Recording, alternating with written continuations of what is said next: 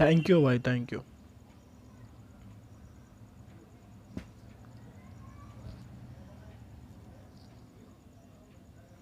गाली वाली मत दे भाई।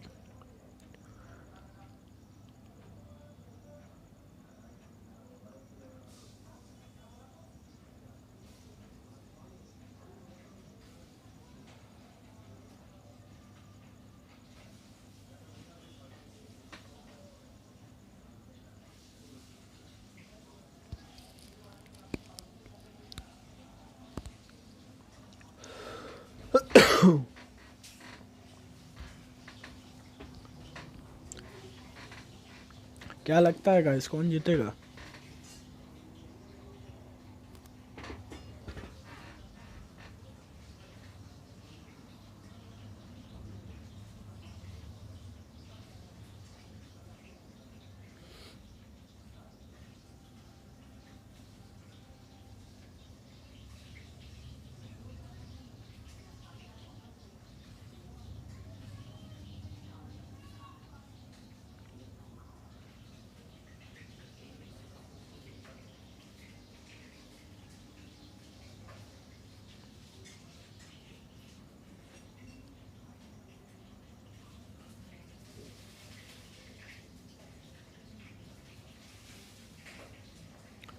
हेलो जतिन।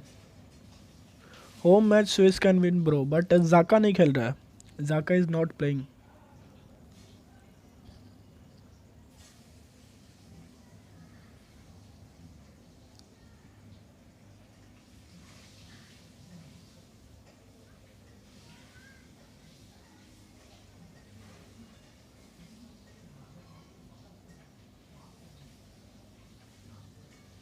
हाँ, देख के लग रहा है।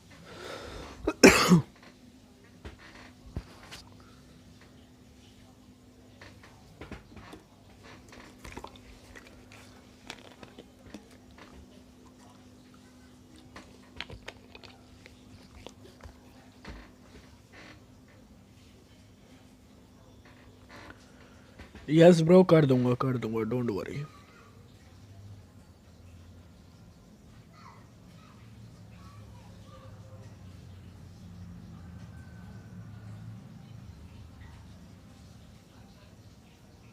And Pedri.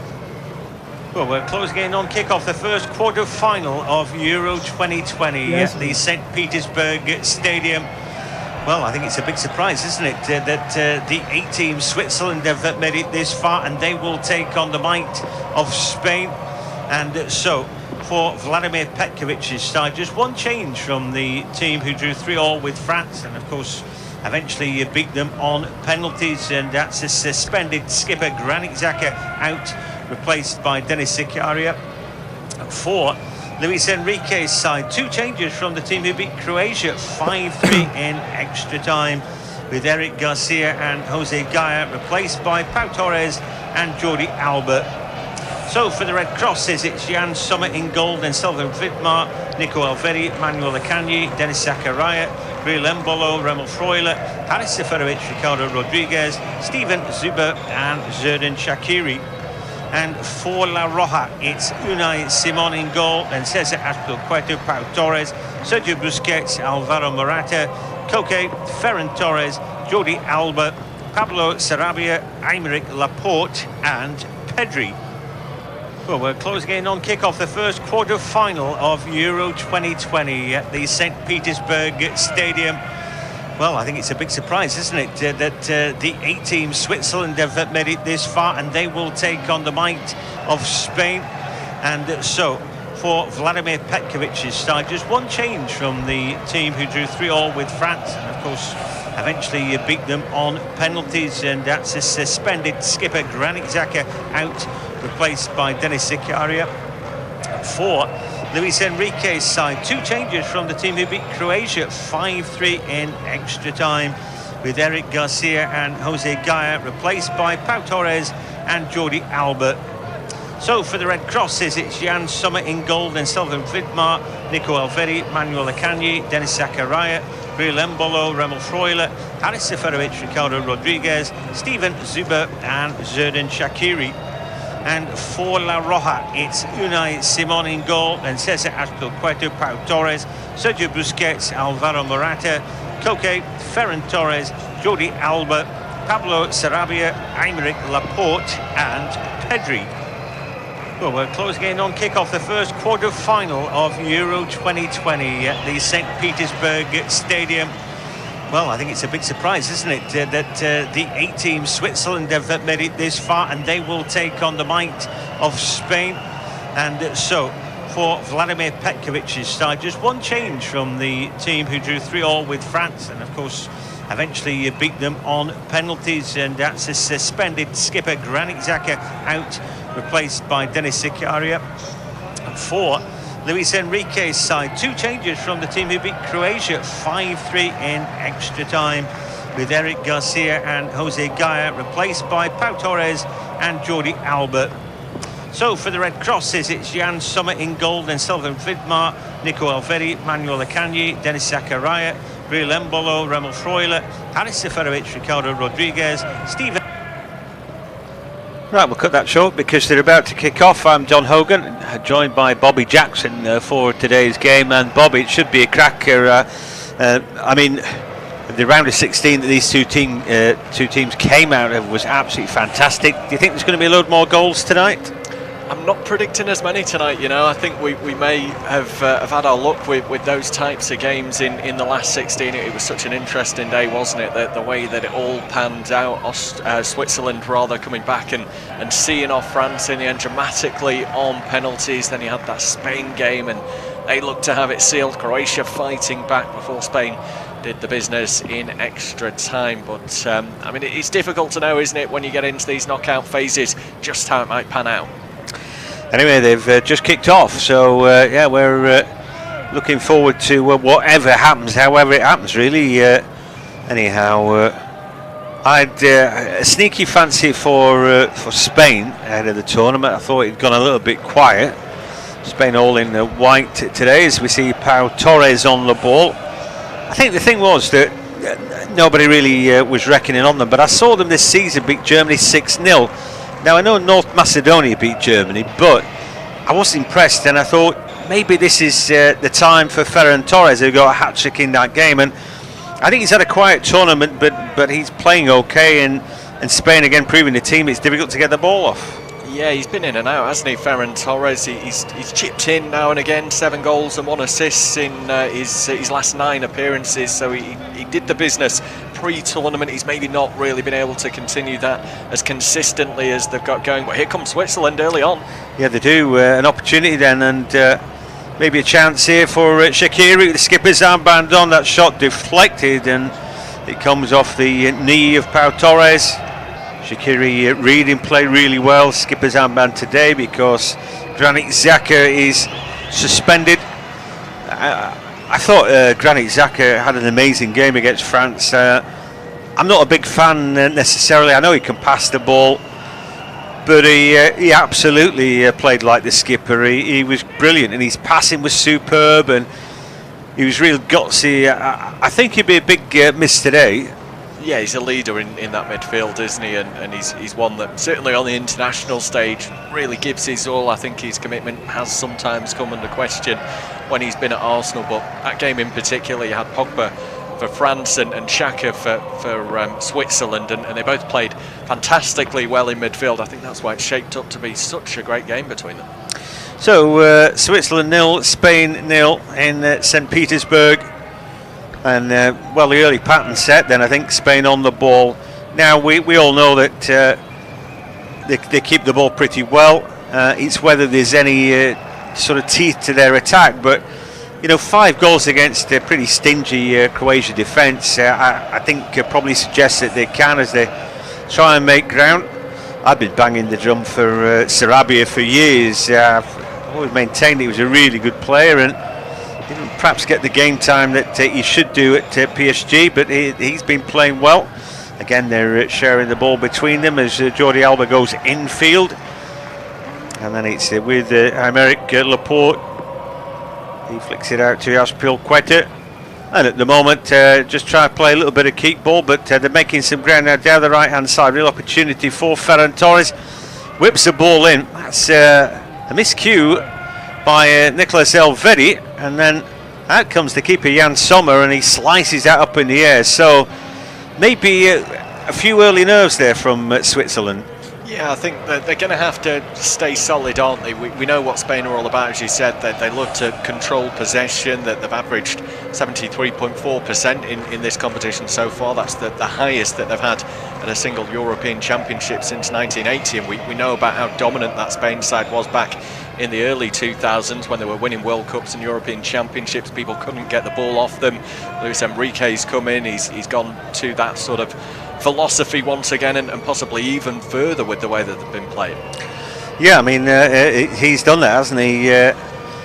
Celta Vigo, he did that, and you know, it's all about keeping the ball and doing well with it. I mean, he did well with Celta Vigo, but well, here they come down the right-hand side, just keeping the ball again. Azpilicueta to Pau Torres, he's well over the halfway line, finds Jordi Alba, number 18 on his back. All in white today, La Roja, and weirdly enough, the red crosses are in red, but of course this Swiss flag's a white cross, isn't it? I don't know what's going on there. Anyhow, they looking to work the ball back with Akanji back to Sommer. It didn't give him much room for error there, and his first touch let him down a little bit, but he probably didn't want that ball.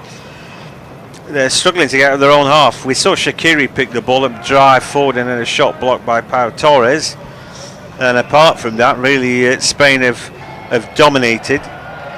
Now, you know, they don't have the powerhouses in midfield like Xavi and Iniesta, but they've got good players, haven't they? This 4-3-3 formation allows plenty of movement. And so far it's proving difficult to get the ball off them. Ferran Torres makes a move again. This time Rodriguez picks the ball up. He's able to head that ball away. Finds Zuba down the left-hand side. And then Akanji is pressed hard by Ferran Torres. Haven't seen much of Morata just yet. Number 7 on his back. But he goes, tries to put pressure on Jan Sommer. The ball keeps coming back. There is Morata. And it looked like there might be a free kick down the right side, but Michael Oliver took a long look at that, and not particularly interested as now Switzerland do come forward. Here's Mbolo, good ball out to the right hand side. Mbolo gets it back. That touch is a killer, and you're not going to get many opportunities with a touch like that. Mbolo firing forward there, and they did get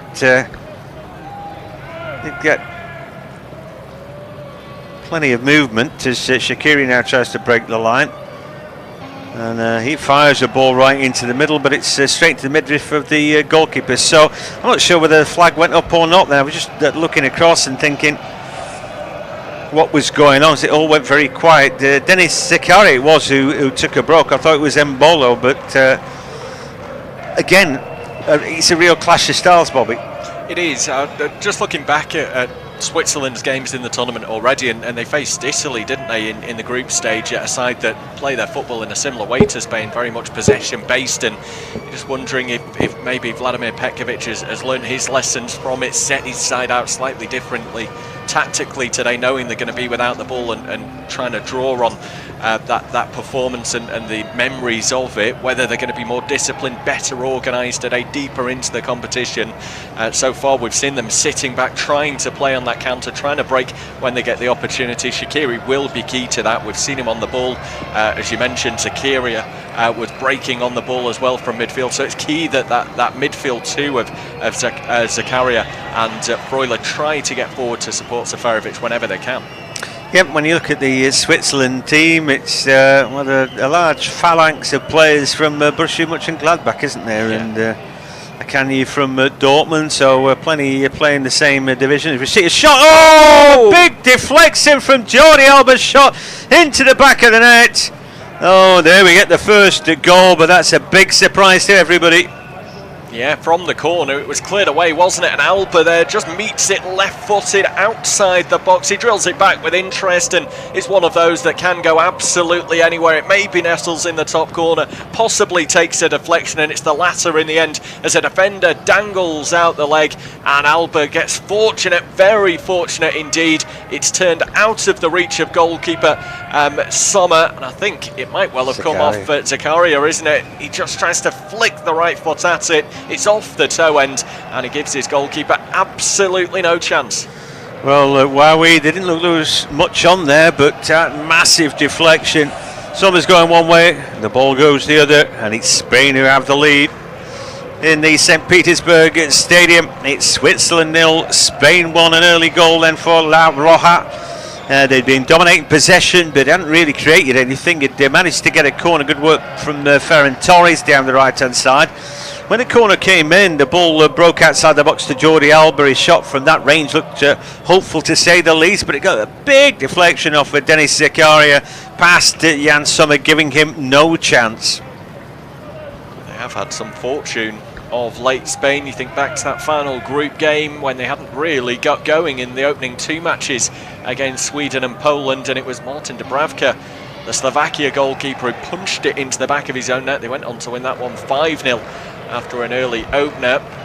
Switzerland will hope that that isn't going to be the case again today, that the floodgates are going to blow wide open and Spain can blaze through to the next stage of this competition. But I suppose that the positive from this, if there is one for the neutrals, is that an early goal often means the game might open up a little bit. They can get a bit tense and tight the longer it goes on 0-0, with teams afraid to make the mistake. But that early goal possibly means we could get a few as this evening progresses. Just under 10 minutes gone. Switzerland 0, Spain 1, and Spain again in possession. They had started this game really brightly as well, Spain. I suppose it's no less than they deserve. They'd come out with good intent, trying to get into the final third. Maybe not the route through to goal that they'd maybe expected today, but Jordi Alba, the unlikely goal scorer, he's on the ball again here. Going field to his Barcelona teammate Pedri, who's been a real live wire in this competition. Back out wide, fist in low to the box. Switzerland managed to get clearance away and will try to break themselves now. Yeah, they will. Well, Spain were my sort of dark horse for the tournament, and maybe they've come alive at the right time, and maybe we'll be talking about players like Ferran Torres and saying, wasn't he good and didn't he come alive? I just got the feeling that they do have players like that. You know, we all know about Morata. He's almost a Neely man for me. I know he plays for Juventus, and obviously that's a high standard and all that, but I don't know whether we all truly believe he's one of the greats. Sanabria, I've been banging the drum for him, but he hardly gets a game really for PSG. And then it's about, well, isn't tiki-taka a little bit tried and tested and now discarded by most teams? You know, but I do think tournament football, if your team can keep the ball when you're playing summer football, and it goes a long way. But here they go. Obviously, that big slice of luck for the goal. I'm assuming that Jordi Alba gets the goal, but I'd have to look at that again to see, even, Bobby, whether his shot was on target. Yeah, it seems to be going down as Jordi Alba's at the moment. It appeared for me to be going on target. I know the direction of it changed massively once that touch came in, the foot from Denis Zakaria, but I think he will be credited with that one. Jordi Alba, not a regular goal scorer, but he is a very attack-minded player, isn't he? He'll often get forward down the left-hand side, and we've seen that a lot at his time at Barcelona, almost a winger really in the areas that he takes up and just gambling on the edge of the box. I'd like to take a look back at it as well, just to see what the marking situation was there, whether there was just far too much space afforded to Alba, whether there was anyone lurking around that had just fallen asleep slightly and closed off and not paid enough attention to him, and whether that could have been prevented. It's one of those, isn't it? You can't mark everybody. He was stood that far back. I just think, should we mark him? Let's not bother. He's not going to score from there. Anyway, Koke gets the assist. You know, it is what it is. He got his shot away. Presumably it was on target, because they are seemingly giving him the goal, and that allows Spain off to a great start. Switzerland then play the ball back to Jan Sommer, who he nearly sends Elvedi short there. and then he's got to scamper around trying to get the ball away from Morata. Seferovic, well, he came from an offside position. He's got to do better, but I don't know if you'll remember this, but we were doing La Liga when he joined Sociedad as, I think, the replacement for Griezmann, wasn't he? And he didn't do that well, Seferovic. No, I was reading about his time there before and how it all came to an end. He had a few incidents off the field. It was after Real Sociedad had beaten Barcelona, and it was his 22nd birthday. He went out celebrating. There was an incident in the town that night that saw him arrested, and after that his time at Real Sociedad just descended into chaos, really. He left there under a bit of a cloud, and it's taken a few years to build himself back up, but he's been scoring the goals for Benfica last season, 20 plus goals for them, the first time he's managed that in his career, and seems to be moving in a positive direction once again. So no doubt he'll want to put in a performance today for those Spanish fans that are watching, and maybe didn't get to see the best of him. Yep, Shaqiri waiting for the ball, but there was some good work there from Pedri. I think he was chasing back. Now a little ball from the left-hand side from Zuber was looking to be rolled into the box, but nobody on the same wavelength as him. Seferovic has had a pretty good tournament, and I think he scored some pretty good goals. He's brilliant in the air if they can get the ball to him. So far, he hasn't seen much of it. It's funny, isn't it? That penalty shootout with France. You know, when I looked at Kylian Mbappe coming up for that penalty, that final penalty, I just thought, I don't fancy him. Don't fancy him at all. He had not scored in the tournament, and as the time had dragged on without him grabbing a goal, I think his confidence had just absolutely plummeted. And it's weird that somebody should be quite so brittle, or seemingly as brittle as that. But anyway, we'll break off. Here is Ferran Torres again. He's had a good start to the game. Morata then out to Sarabia, left hand side. He looks up, it's a decent looking ball in, a good header away by Elvedi. Yeah, behind for another corner, and there'll be a few nervous Switzerland fans watching on now, with memories back to what happened just shy of 10 minutes in this game when Jordi Alba was able to slam home the opposite side this time around. So it looks as though it's going to be an out-swinging delivery, and they've got a bit of height in this Spain side, with Laporte coming up, Busquets in there, Pau Torres, Morata, all players that can cause problems. So Switzerland got the hands full. Yeah, they're not a small team, are they? At one point, you know, you'd regard them as a fairly diminutive team. He's on a big striker or so, didn't they? But anyway, that's been dealt with, and this time Jordi Alba's got to play that ball backwards, and Spain again happy enough to build from the back, looking for a long ball. Sarabia just jabs that back on his inside, but this time Zakari has read that well, shepherded away his man, but pocket pick there. Some more great work by Ferran Torres.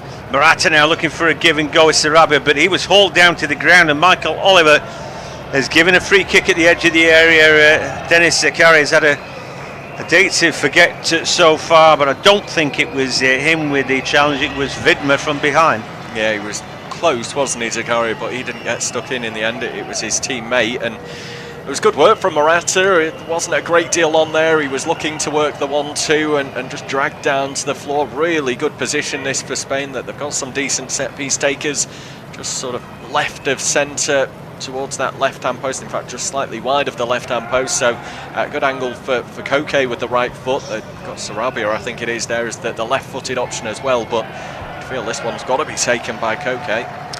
Yeah, you'd have thought so. He's already got one assist. Anyway, Koke, the number 8, takes it, and that hits the roof of the net just about.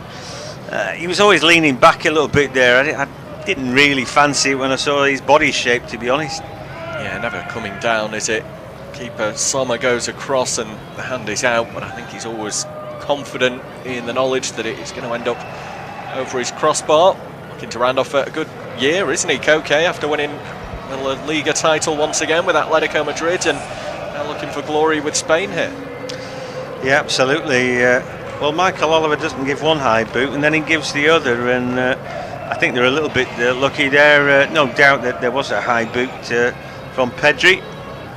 There's a lot of ambition here from Spain, isn't it, to close Switzerland down, and they're just not letting them any free ball at all. Seferovic comes deep, but then he's robbed of the ball by Laporte. He goes down, and the I think the referee's given a free kick this time, but they're putting enough energy into the game at Spain and making this a really difficult ride for Switzerland. Yes, it's been high energy, hasn't it? I mean, the temperature over in St. Petersburg today, around about 23 degrees. It's not too humid in comparison to some of the venues we've seen where it's been searing hot, really. So I think it's an opportunity for the Spanish players, certainly in this first half, to try and get at Switzerland, win the ball back quickly, get on the front foot as they have done with an opening goal, and really press on and try and get themselves in firm control of this game. They'll have memories of what happened against Croatia. They know all about what Switzerland did against France, so they need to try and make sure that they've got themselves a bit of breathing room and put themselves in a really good position for a semi-final spot. Ooh, and big mistake there by the goalkeeper for Spain, Unai Simon. Made a mess with the ball, and Bril Embolo now trying to keep that ball alive. Pau Torres battles back with him, but that's going to be a corner kick, and all that good work, and it was all very nearly undone. I think I didn't really understand quite how they'd made such a mess of that, but I just think it was Simon taking too long on the ball, and he got closed down. Yeah, he made that mistake, didn't he, against Croatia in the previous game, the back pass that ended up going into the back of his own goal when he should have had it cleared, and almost another howler there. You wonder if his confidence has maybe been rocked a little bit by that previous game, and now we've got a bit of concern as well over one of the Swiss players picking up an injury off the field. That's Embolo as well, and they'll be hoping that he's going to be all right here. He's going to be tended to, I think, as the corner kick is taken, so they look like they'll be down to 10 men before the delivery from Shaqiri comes in. Yeah, that's right, so he won't be in a hurry to take it, but Mbolo's off the field and he needs to crack on with it, and he got in a tangle there with Laporte, I fancied there, after that mistake by Unai Simon, the Athletic Bilbao keeper. Anyway, one arm in the air for Shaqiri, left-footed, curling in, header away at the near post. Well defended that by Spain, I thought there, did all right. Anyway, Switzerland 0, Spain 1. This time Sommer takes his time with the ball and chips it over the top, but that's straight to Simon, and I'm just looking to see whether Embolo's come back on yet. I can't see him. Well, it's a shame for him, it didn't happen on the field, but I guess they'd have had to take him off anyhow. Here is Pau Torres over the halfway line. Switzerland just dropping back two banks of players, but there's not much of a gap between them, but they're just allowing a lot of ground for Spain to gallop into. Of course, they're 10 men right now, and it looks like I can see Switzerland warming up a sub down just at the bottom as we take a look, and the cross comes in from the right-hand side for Spain. That's been dealt with though, and Seferovic has a little bit of a run, tries to get back on the ball. He's done really well there, and he did get the ball away. An opportunity then down the left-hand side for Zuba, and then Rodriguez does well and wins good ball. Shaqiri, magic from him, he sticks a leg out looking for Seferovic into the box, but I think he was offside anyway, and he got one foot to it, but I'm not sure the flag did go up, but I wonder if he timed it right. Anyway, he couldn't get what he wanted out of that. No, it's a bit more positive from Switzerland. We haven't seen a great deal of that from them. Shaqiri, as we mentioned in the opening couple of minutes, and that's probably the next closest they've come to carving out a chance. I suppose their game plan doesn't change massively at the moment, does it? The fact that they've conceded one goal, maybe they would have liked to have kept it goalless for as long as possible and nick something, but if they were going to do it in normal time, they were always going to have to score, so they'll keep this defensive shape as the game goes on. That's when they'll become more expansive.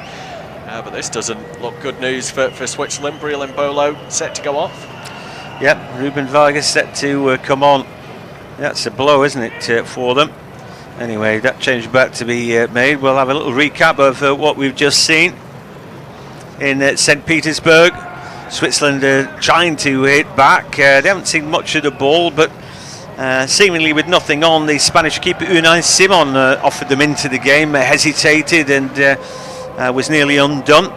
In that move, we saw Breland Bolado injured, and he's had to be replaced by Ruben Vargas. Shaqiri put a nice little through ball in for Seferovic, so Switzerland are trying to get back into the game. It's still Spain dominating possession, though. Looks as though that goal has now been credited to Denis Zakaria. One goal for the man who came into the side today for Granit Xhaka. Always big boots to fill, and not the way he would have wanted to get the game going, but I suppose he's got to dust himself down and get on with things now. They're only one down, still a long time to go in this clash. Better to make that mistake early on than the final minute and not really give your side much opportunity to turn things around. Jan Sommer with a ball out to the right-hand side. He's just overcooked that one a little bit, into touch for a Spanish throw. They're happy just to roll it into defence and take their time to begin creeping up the field.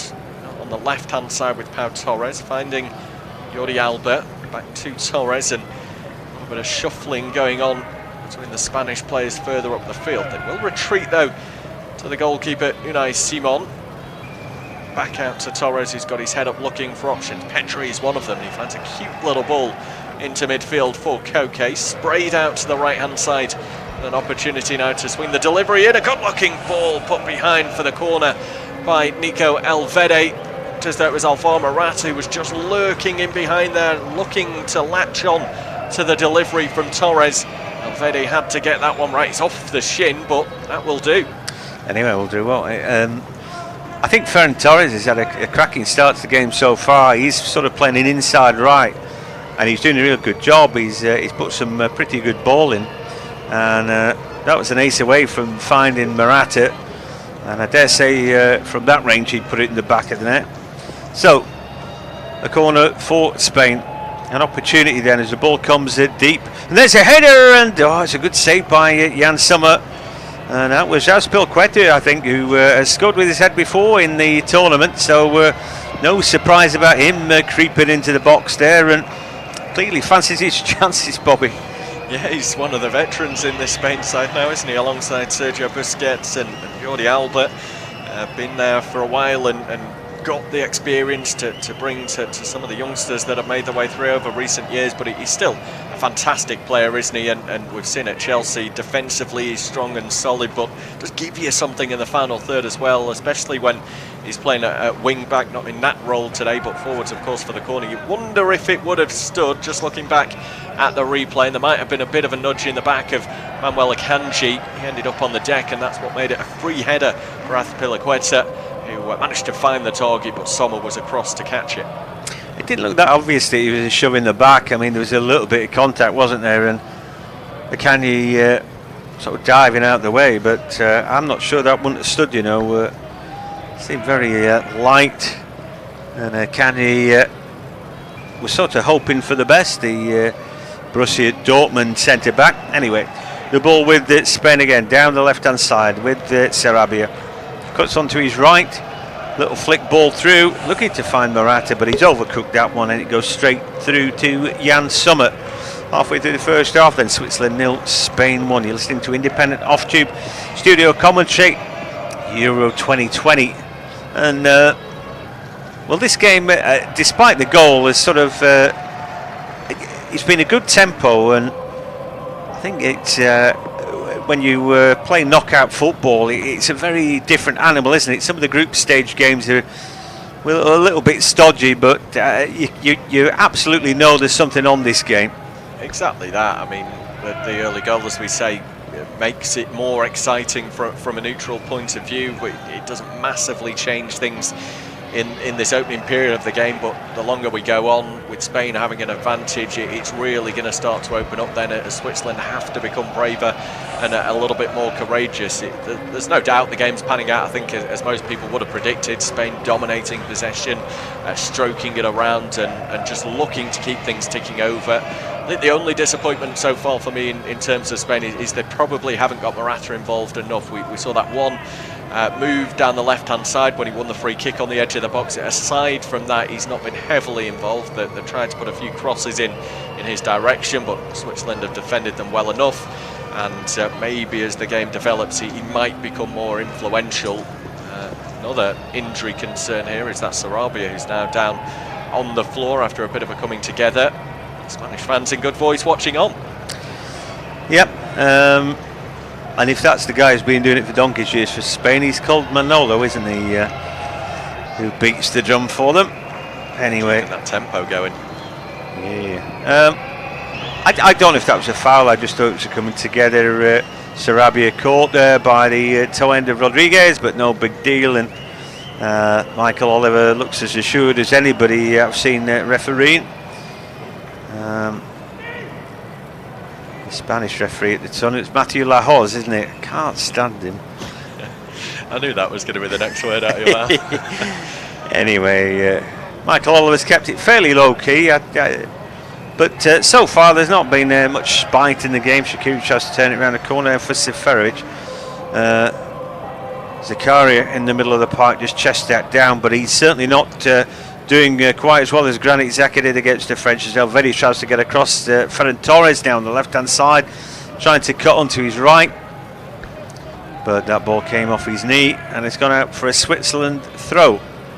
Yeah, good defending from Elvedi, stayed with his man and timed his tackle perfectly, really. That little shade of luck, I suppose, that it bounces off Torres and gives Switzerland the throw rather than having to set back up defensively. But they just need a period, don't they, where they get the foot on the ball, Switzerland, that they're not going to be able to monopolise it or dominate like Spain have done for large periods, but they're just a couple of minutes to try and settle into the game, ease a bit of the pressure that's been growing on their defenders, because it is wave after wave. I know they've stood up strongly enough to it. In terms of open play, Spain probably haven't threatened too greatly, but yeah, here comes Switzerland now. Yeah, lovely bit of magic then by Shaqiri, and down the left he releases Zuba, goes back to Rodriguez, and then into the middle of the park for Freuler, Remo Freuler from Atalanta, who are having a brilliant time in Serie A, getting a standing dish in Europe, but they can't work anything down that short left hand side, so the ball goes back to Zakaria in the middle. And he goes further back to Akanji, and then Elvedi over the halfway line. That's a poor ball. Spain back on it, then little heel from Torres to Alba, and then across the back four. Yeah, I would say that Luis Enrique's team made slightly the better start, but there wouldn't be much in it. Obviously they've got the goal, but that was off a deflected shot.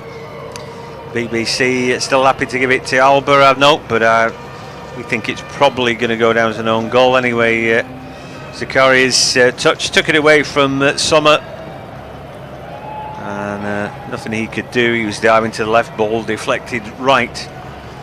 Yeah, Spain had played a couple of their group games in Seville, where even if you start at 8 o'clock at night, you're guaranteed it to be really hot, too hot. And I thought that was always going to sort of play into their strengths a little bit under Enrique, all that keep ball. For me in the tournament and last time as well, I thought they were dominating the game against Croatia. They were proving to be good, and then seemingly they thought they got the game won, and it was a bit like, oh well, let's defend for a while, and unless they're playing their formation and doing things properly, they don't look like a team who can sit back on it, Bobby. No, they don't. He's got a bit of an untested back line, really, when you think Aymeric Laporte only recently converted his nationality, as it were, to Spain, having been snubbed by his homeland of France so long. He decided to switch allegiance.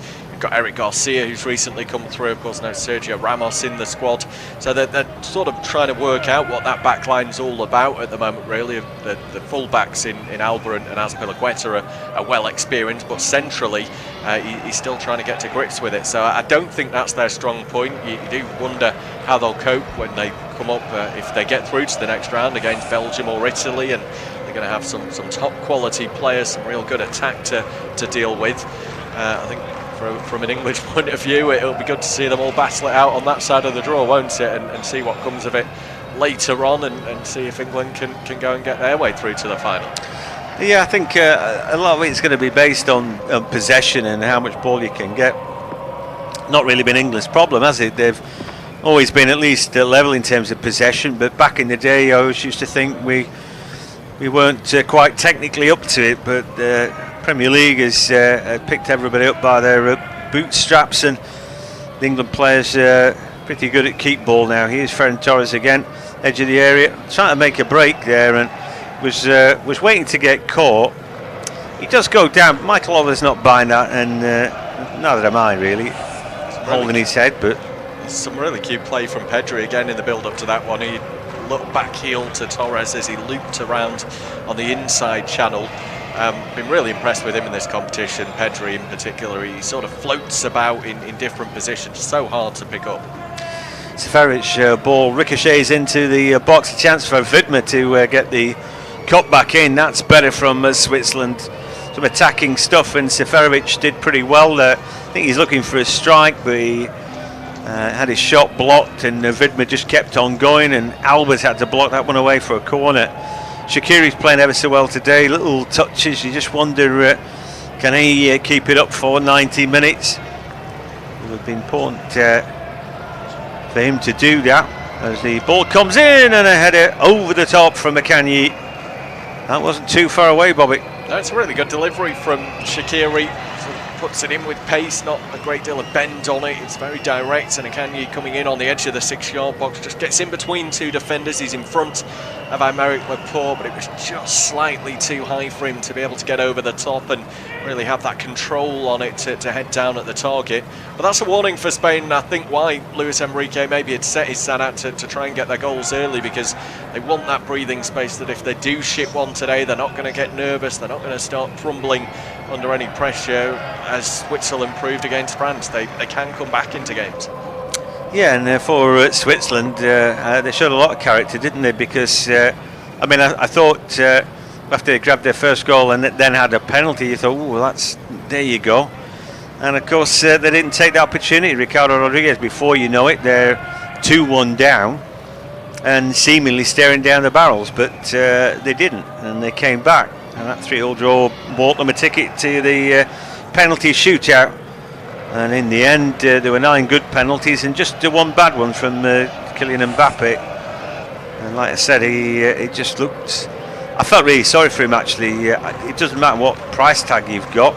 He was just a lad walking up to a ball who'd not scored in the tournament, and he just had that hangdog look about him. I just thought, he's not going to score, and he didn't. Got a bit of a reputation as well, Jan Sommer, for saving penalties. Switzerland, when I say they, had taken on Spain in the Nations League at the back end of 2020 and saved 2 Sergio Ramos penalties in one game in that, as the two nations played out a 1-1 draw. So he's no stranger to keeping them out, and proven the hero that time around as he stopped Mbappe to, as you say, get Switzerland through to this game. Yeah, Spain are one of the few teams England have beaten in a penalty duke out in tournament football, and I don't know, technically you'd always just think, oh yeah, they're bound to be good, but it doesn't really work like that. Anyway, here they come through the middle now, Spain, but that's a terrible toe-ended ball from Jordi Alba. Ooh, they're all about technique, just toe bungs that straight out. But these things happen. 37 minutes gone, Switzerland 0, Spain 1. Had we not got the goal, we'd be saying that it's a real slow burner, this game. Actually, there's not a lot going on, Bobby. There's not, and it took me a while to realise that Spain haven't actually done much in open play, have they? I think that the start was quite bright from them, that they were on the front foot and they got that goal. Zakaria put it into the back of his own net, but they haven't really tested Sommer apart from that. There have been a couple of crosses, that the one from Elvedi springs to mind, where it was sort of last ditch and he had to get there to prevent Morata from just coming in behind him. But aside from that, Spain haven't been able to get it towards goal, and that was the issue they had in their opening couple of games against Sweden and against Poland. They just weren't turning possession into clear-cut chances, as you mentioned, despite being on home soil in sort of familiar surroundings at La Cartuja in Seville. And Switzerland, I think, if they can get in at half-time here, just a goal down, they'll be happy enough with how they've coped in this first half.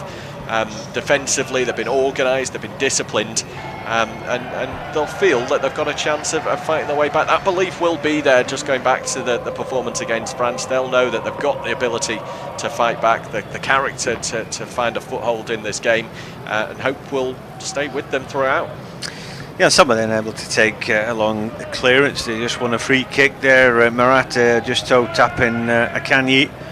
Ball into the middle, and Rodriguez goes central to go win the ball. The ball back with Jan Sommer as ever closed down. And his clearance then to Zuber. Well, he takes it on his chest, but he's under pressure from Azpilicueta. There is a man free though, that's Akanji. And then another man free out the right hand side is Vidmer, who pokes the ball forward. This is much better then, and it's the new man off the bench, Ruben Vargas. Vidmer with the cross, and Alba blocks it away, and he's furious with his colleagues there. And there's actually some really good movement there from Switzerland, and for once it was Spain that was static really and didn't pick the runners up, Bobby. Yeah, we just spoke about getting more courageous as the game goes on, and they certainly showed it there. Players getting forward, the wing backs getting into the final third, good runs off the ball into space, dragging the Spanish defenders out of position. Anyway, the corner kick comes in, up go the heads, but well, I think that's headed over. I think it was Vidmer who got in there, but he was always under pressure there, and in the end he couldn't quite get what he wanted out of that. Who's that jumping with him? Well, Ferran Torres is keeping him honest. He's probably no match for him, but in the end, you know, you probably got to take your half chances as well.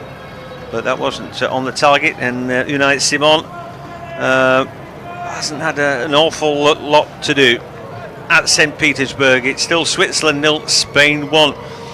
And there's not much going on in the first half, really. Spain playing a little bit of keep ball, kind of killing the game. We did see a good cross from the right hand side when Elvedi got the better of Morata, and then Azpilicueta has had a header from a corner saved by Jan Sommer.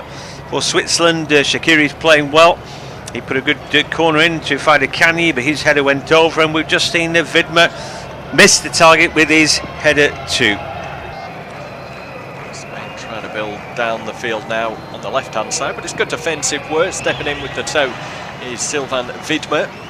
Manages to put it into touch and stem the Spanish attack momentarily. Jordi Alba take that resulting throw with a few of his white shirted teammates making runs around him.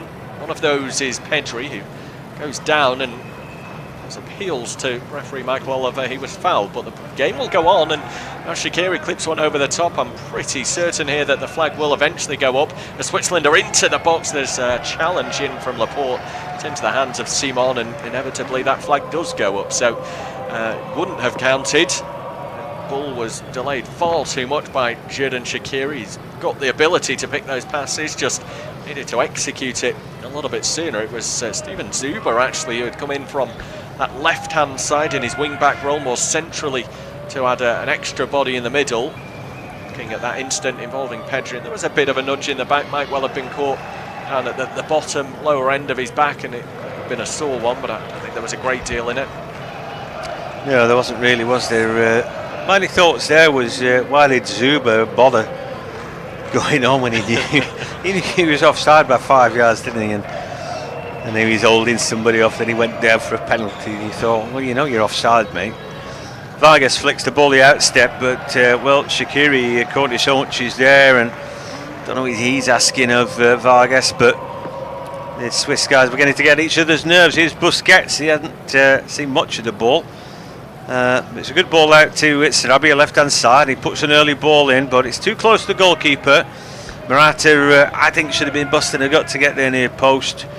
Maybe it wasn't that good a crossing in the first place, but anyway, another sort of half chance goes a begging, and I think maybe because Spain are a goal up, they're just a shade off it for me.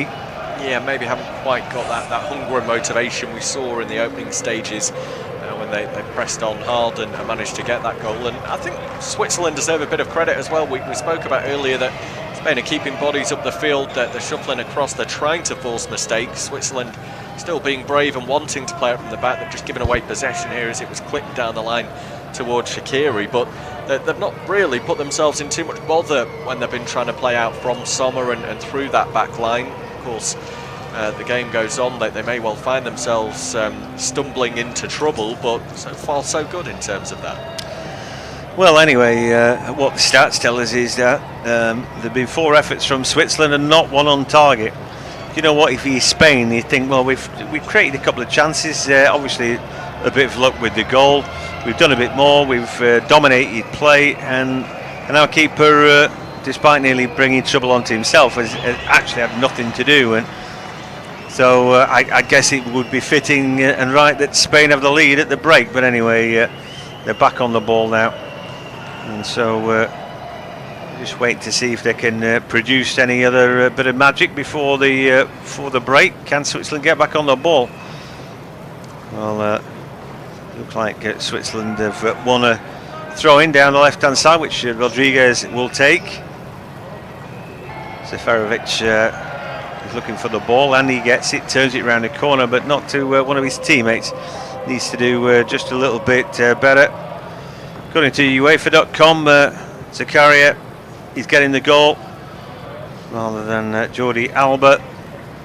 So does that mean Jordi Alba gets an assist then for his effort? Which puts the nose of Koke out of joint, who thought he had an assist anyway. They won't care, will they? And a good point well made about Koke. Another really good season for him. And if you're one of the few tried and trusted for Atletico and Simeone, you must have something about you. But again, he does a lot of donkey work, I think, in the middle, does Koke. You know, they do work hard at Atletico de Madrid. Anyway, Rodriguez now on the ball, but he goes back to Elvedi, and they're struggling to get over the halfway line right now. Elvedi forced to go backwards. A good chase by Pedri. And like we said right from the get-go, they're just working a little bit harder, I fancy, in the circumstance, and maybe that's because they can cope with the temperature a little bit more comfortably. I say that. Half the Switzerland team play in Germany, and I don't suppose that's well known for being that hot, is it? Seferovic in Benfica, Rodriguez at Torino, and Remo Freuler at Atalanta. So they're spread across Europe in some pretty good clubs. Azpilicueta went right through the back of Steven Zuber, the Frankfurt man there. And he's had a talking to from Michael Oliver, but no card, I don't think. Yeah, seems to be shrugging the shoulders, Azpilicueta, as if he didn't believe he'd done much wrong in terms of giving away the free kick. But he'll have a good enough relationship, I think, with Michael Oliver, who's been around the Premier League long enough, and goes to debating the situation as Switzerland don't make best use of that free kick in the end. No, we're into a minute of added time. There was a bit of a stoppage, but or it looked like something was going on with Breel Embolo, who got taken off. I didn't see a stretcher, but he actually was off the field of play when he picked up his injury, so that didn't take too long. Ruben Vargas has come in, but he doesn't seem to pose the threat that Embolo does anymore. And then Zakaria, you know, has been a good replacement for Granit Xhaka, who was superb last time around, but always has been a candidate for yellow cards. And no surprise that he's out suspended. Anyway, referee has seen enough. And so at the break, it is Switzerland 0, Spain 1. At St. Petersburg Stadium in the quarter-final of Euro 2020. It's Spain who have the slight advantage, just at 1 goal between them. You thought it was Jordi Alba had scored, the ball taking a wicked deflection off Denis Zakaria, but in fact his shot must have been off target because it was credited as an own goal for Switzerland. They've huffed and puffed and tried to break down the field, but they haven't had a shot on target yet. And Unai Simon has had very little to do in the Spain goal. At St. Petersburg Stadium in the quarter-final of Euro 2020, it's Spain who have the slight advantage, just at 1 goal between them. You thought it was Jordi Alba had scored, the ball taking a wicked deflection off Denis Zakaria, but in fact his shot must have been off target because it was credited as an own goal for Switzerland. They've huffed and puffed and tried to break down the field, but they haven't had a shot on target yet. And Unai Simon has had very little to do in the Spain goal.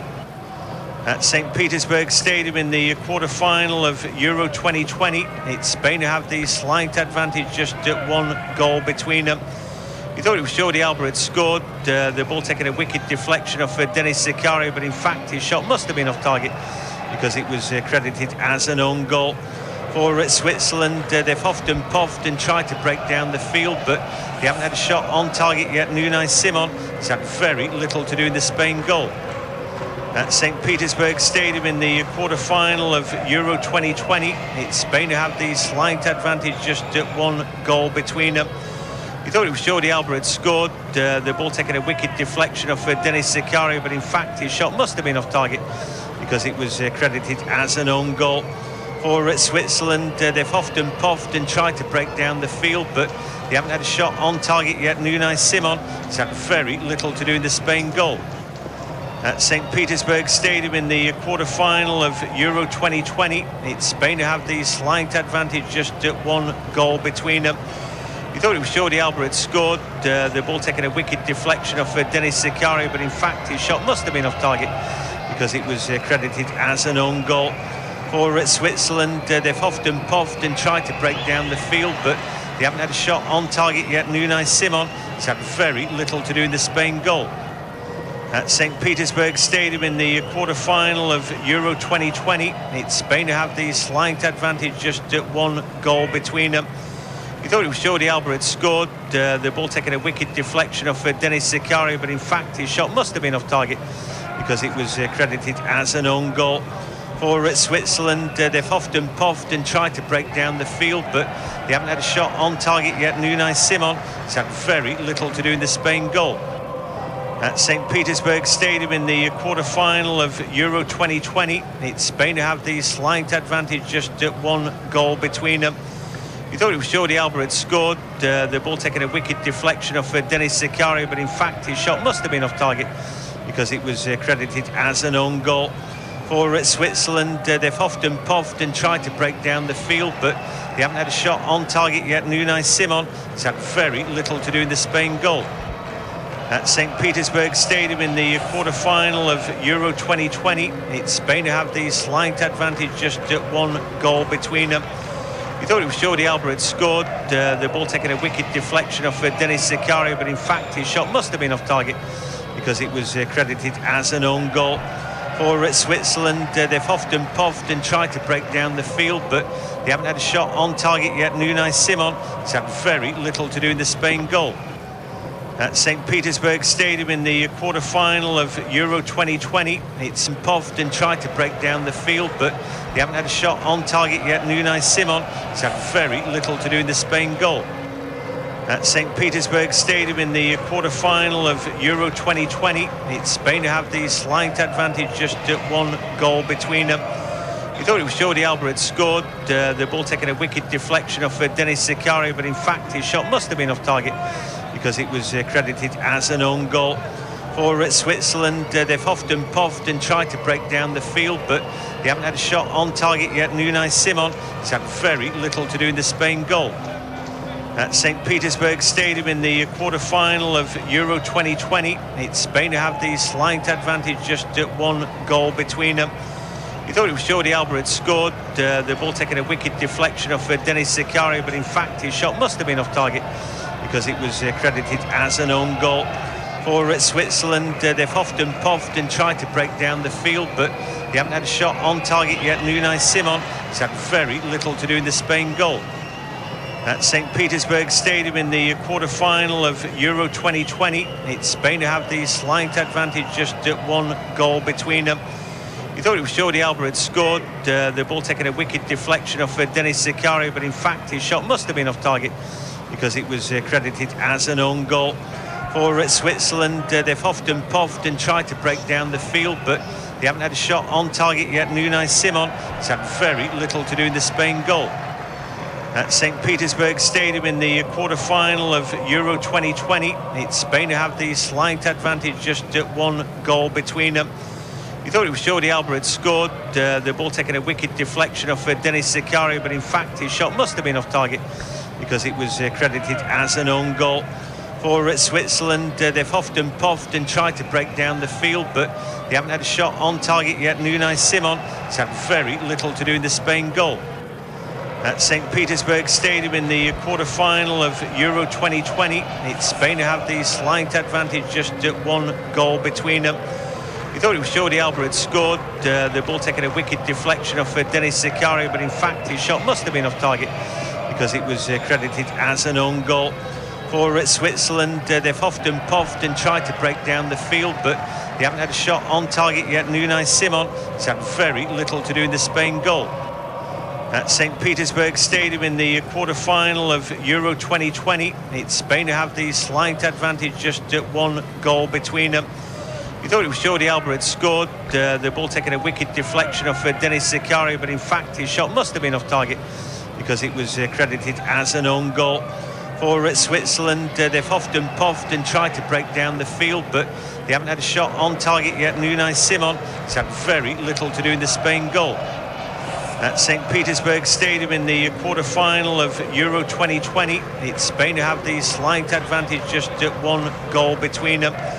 We thought it was Jordi Alba had scored, the ball taking a wicked deflection off Denis Zakaria, but in fact his shot must have been off target because it was credited as an own goal.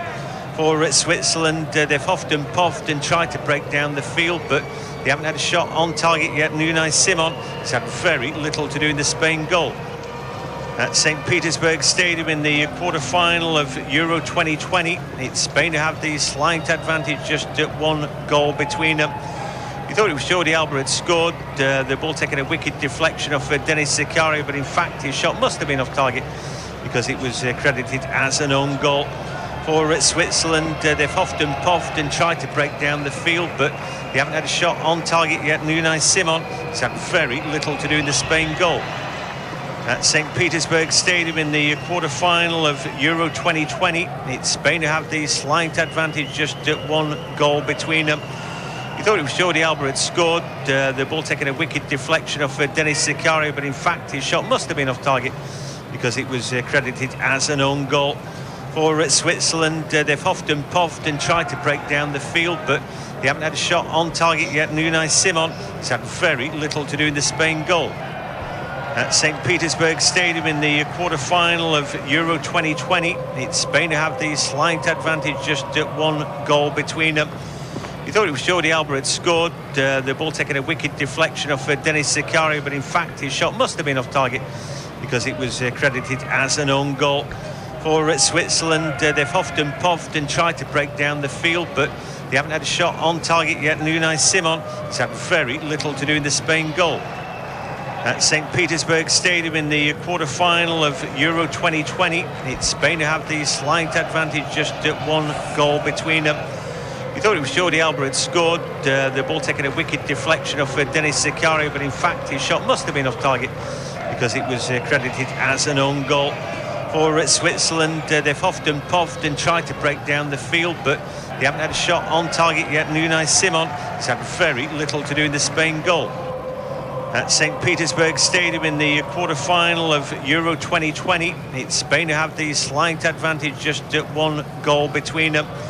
We thought it was Jordi Alba had scored, the ball taking a wicked deflection off Denis Zakaria, but in fact his shot must have been off target because it was credited as an own goal. For Switzerland, they've often puffed and tried to break down the field, but they haven't had a shot on target yet. Unai Simon has had very little to do in the Spain goal. At St. Petersburg Stadium in the quarter-final of Euro 2020. It's Spain who have the slight advantage, just one goal between them. We thought it was Jordi Alba had scored, the ball taking a wicked deflection off Denis Zakaria, but in fact his shot must have been off target because it was credited as an own goal. For Switzerland, they've often puffed and tried to break down the field, but they haven't had a shot on target yet. Unai Simon has had very little to do in the Spain goal. At St. Petersburg Stadium in the quarter-final of Euro 2020. It's Spain who have the slight advantage, just one goal between them. We thought it was Jordi Alba had scored, the ball taking a wicked deflection off Denis Zakaria, but in fact his shot must have been off target because it was credited as an own goal. For Switzerland, they've often puffed and tried to break down the field, but they haven't had a shot on target yet. Unai Simon has had very little to do in the Spain goal. At St. Petersburg Stadium in the quarter-final of Euro 2020. It's Spain who have the slight advantage, just one goal between them. You thought it was Jordi Alba had scored, the ball taking a wicked deflection off Denis Zakaria, but in fact his shot must have been off target because it was credited as an own goal for Switzerland. They've huffed and puffed and tried to break down the field, but they haven't had a shot on target yet. And Unai Simon has had very little to do in the Spain goal. At St. Petersburg Stadium in the quarter-final of Euro 2020, it's Spain who have the slight advantage, just at 1 goal between them. You thought it was Jordi Alba had scored, the ball taking a wicked deflection off Denis Zakaria, but in fact his shot must have been off target because it was credited as an own goal for Switzerland. They've huffed and puffed and tried to break down the field, but they haven't had a shot on target yet. And Unai Simon has had very little to do in the Spain goal. At St. Petersburg Stadium in the quarter-final of Euro 2020, it's Spain who have the slight advantage, just at 1 goal between them. You thought it was Jordi Alba had scored, the ball taking a wicked deflection off Denis Zakaria, but in fact his shot must have been off target because it was credited as an own goal for Switzerland. They've huffed and puffed and tried to break down the field, but they haven't had a shot on target yet. And Unai Simon has had very little to do in the Spain goal. At St. Petersburg Stadium in the quarter-final of Euro 2020, it's Spain who have the slight advantage, just at 1 goal between them. You thought it was Jordi Alba had scored, the ball taking a wicked deflection off Denis Zakaria, but in fact his shot must have been off target because it was credited as an own goal for Switzerland. They've huffed and puffed and tried to break down the field, but they haven't had a shot on target yet. And Unai Simon has had very little to do in the Spain goal. At St. Petersburg Stadium in the quarter-final of Euro 2020, it's Spain who have the slight advantage, just at 1 goal between them. You thought it was Jordi Alba had scored, the ball taking a wicked deflection off Denis Zakaria, but in fact his shot must have been off target because it was credited as an own goal for Switzerland. They've huffed and puffed and tried to break down the field, but they haven't had a shot on target yet. And Unai Simon has had very little to do in the Spain goal. At St. Petersburg Stadium in the quarter-final of Euro 2020, it's Spain who have the slight advantage, just at 1 goal between them. You thought it was Jordi Alba had scored, the ball taking a wicked deflection off Denis Zakaria, but in fact his shot must have been off target because it was credited as an own goal for Switzerland. They've huffed and puffed and tried to break down the field, but they haven't had a shot on target yet. And Unai Simon has had very little to do in the Spain goal. At St. Petersburg Stadium in the quarter-final of Euro 2020, it's Spain who have the slight advantage, just at 1 goal between them. You thought it was Jordi Alba had scored, the ball taking a wicked deflection off Denis Zakaria, but in fact his shot must have been off target because it was credited as an own goal for Switzerland. They've huffed and puffed and tried to break down the field, but they haven't had a shot on target yet. And Unai Simon has had very little to do in the Spain goal. At St. Petersburg Stadium in the quarter-final of Euro 2020, it's Spain who have the slight advantage, just at 1 goal between them. You thought it was Jordi Alba had scored, the ball taking a wicked deflection off Denis Zakaria, but in fact his shot must have been off target because it was credited as an own goal for Switzerland. They've huffed and puffed and tried to break down the field, but they haven't had a shot on target yet. And Unai Simon has had very little to do in the Spain goal. At St. Petersburg Stadium in the quarter-final of Euro 2020, it's Spain who have the slight advantage. Right, we're back, and the players are back out there. Well, most of them anyway, but there has been a change, and so Olmo has come on for Spain. Dani Olmo for Sarabia, who had a fairly quiet game, ball into the box there for the Swiss, but no problems. And still Unai Simon has not a save to make. It was a very quiet first half, Bobby, and maybe for Spain, I think we'll let possession football will join the sting out of Switzerland, but it's still just a 1-goal game, isn't it? It is. There's very little in it, to be honest. I mean, there might actually be an early chance here as Morata is found on the edge of the box. The shot comes in, but it's very comfortable for the keeper. I'm not sure they were onside in that. Dani Olmo, it's like a back pass, that wasn't it, this shot? I'm not sure that Sarabia couldn't have done a little bit better, and he looks like Morata was just off. Yeah, just went a little bit early, didn't he, Morata there, jumping the gun slightly, but I think as far as Spain go, Luis Enrique will want them to come out with that type of energy they showed at the beginning of this game, the start of the first half, when they were pressing well, they were winning the ball back quickly. Again, they didn't create a huge amount of chances from it, but they got a bit of fortune from the own goal, of course, and they want to try and prevent Switzerland from coming out this second half and building up a bit of head of steam, because I think they did grow in confidence as that first half progressed, so they want to try and put them back in their box as it were.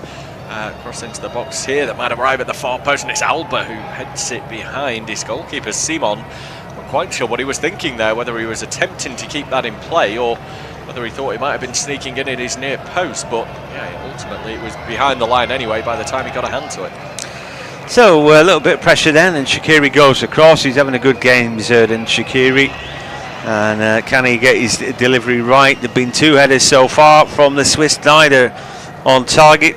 One from Akanji, and I think Seferovic as well. And it was Vidma. Anyway, Spain on the ball, and all that comes to nothing by the time I think about who has had headers for them. The chances come and gone, and they need to do a little bit better with their possession of the ball. Ferran Torres holds it up and then into the middle of the park. It looks like everybody's getting a touch. So again, it's where we were in the first half really. Is Pau Torres is over the halfway line, and then there was a little foul from Zakaria in the middle, and Bobby has got some super stats about the own goals in the tournament. But told me a funny thing about somebody who'd had a bet on no own goals in the tournament. Go on, Bob. Yeah, your bets on own goals, no own goals in the tournament, and first goal of the tournament rules you out. But you're right about in terms of the amount we've seen in this tournament. I'll just see how this move plays out with Torres breaking down the right. It might fall for Morata, miscontrolled, still alive in the box, and Switzerland managed to get a foot in. But more own goals in this European Championships than there had been in every single European Championships building up to it. It's been remarkable, really, the way it's panned out. I don't know if there's any sort of science or reasoning behind it, or whether it's just the way that it's played out, really. But I suppose the tone was set, wasn't it? First goal of the competition, Merih Demiral putting through his own net when Turkey went down to Italy, and from there on out it just seems to have leaked own goals, really. Three goalkeepers have put into the back of their own net, and several outfield players. Yeah, Dubravka's was the best, wasn't it, slapping it in. But my other thought is that just when you think you've got things pegged, it's like, oh yeah, you don't see many own goals anymore. And my other thought then would be, yeah, players don't miss penalties too much anymore. And in the tournament, it's just been, we've seen a stack of that.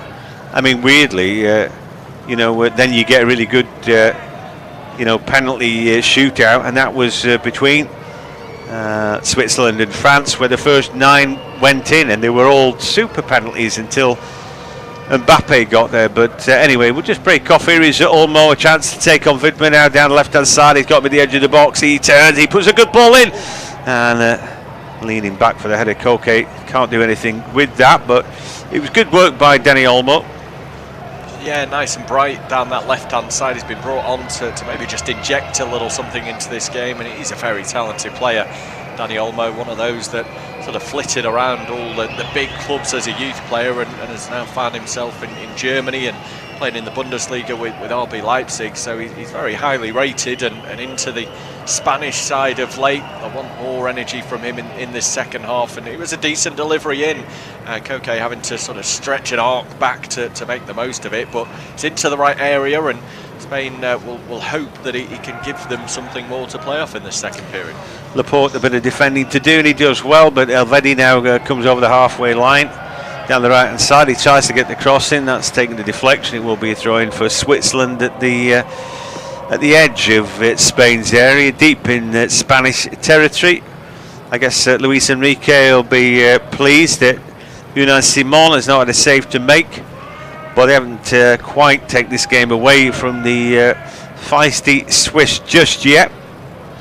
And Shaqiri's playing well, and while he is, they've got a good opportunity because he really can pull the strings. And when you see him like he is today, captain's armband on everywhere seemingly for them, lovely touches and what have you, I just think it's a shame he's at Liverpool, because there'd be a load of clubs who would want to make him their main man and, have him the key cog, and it's nice to see him like this.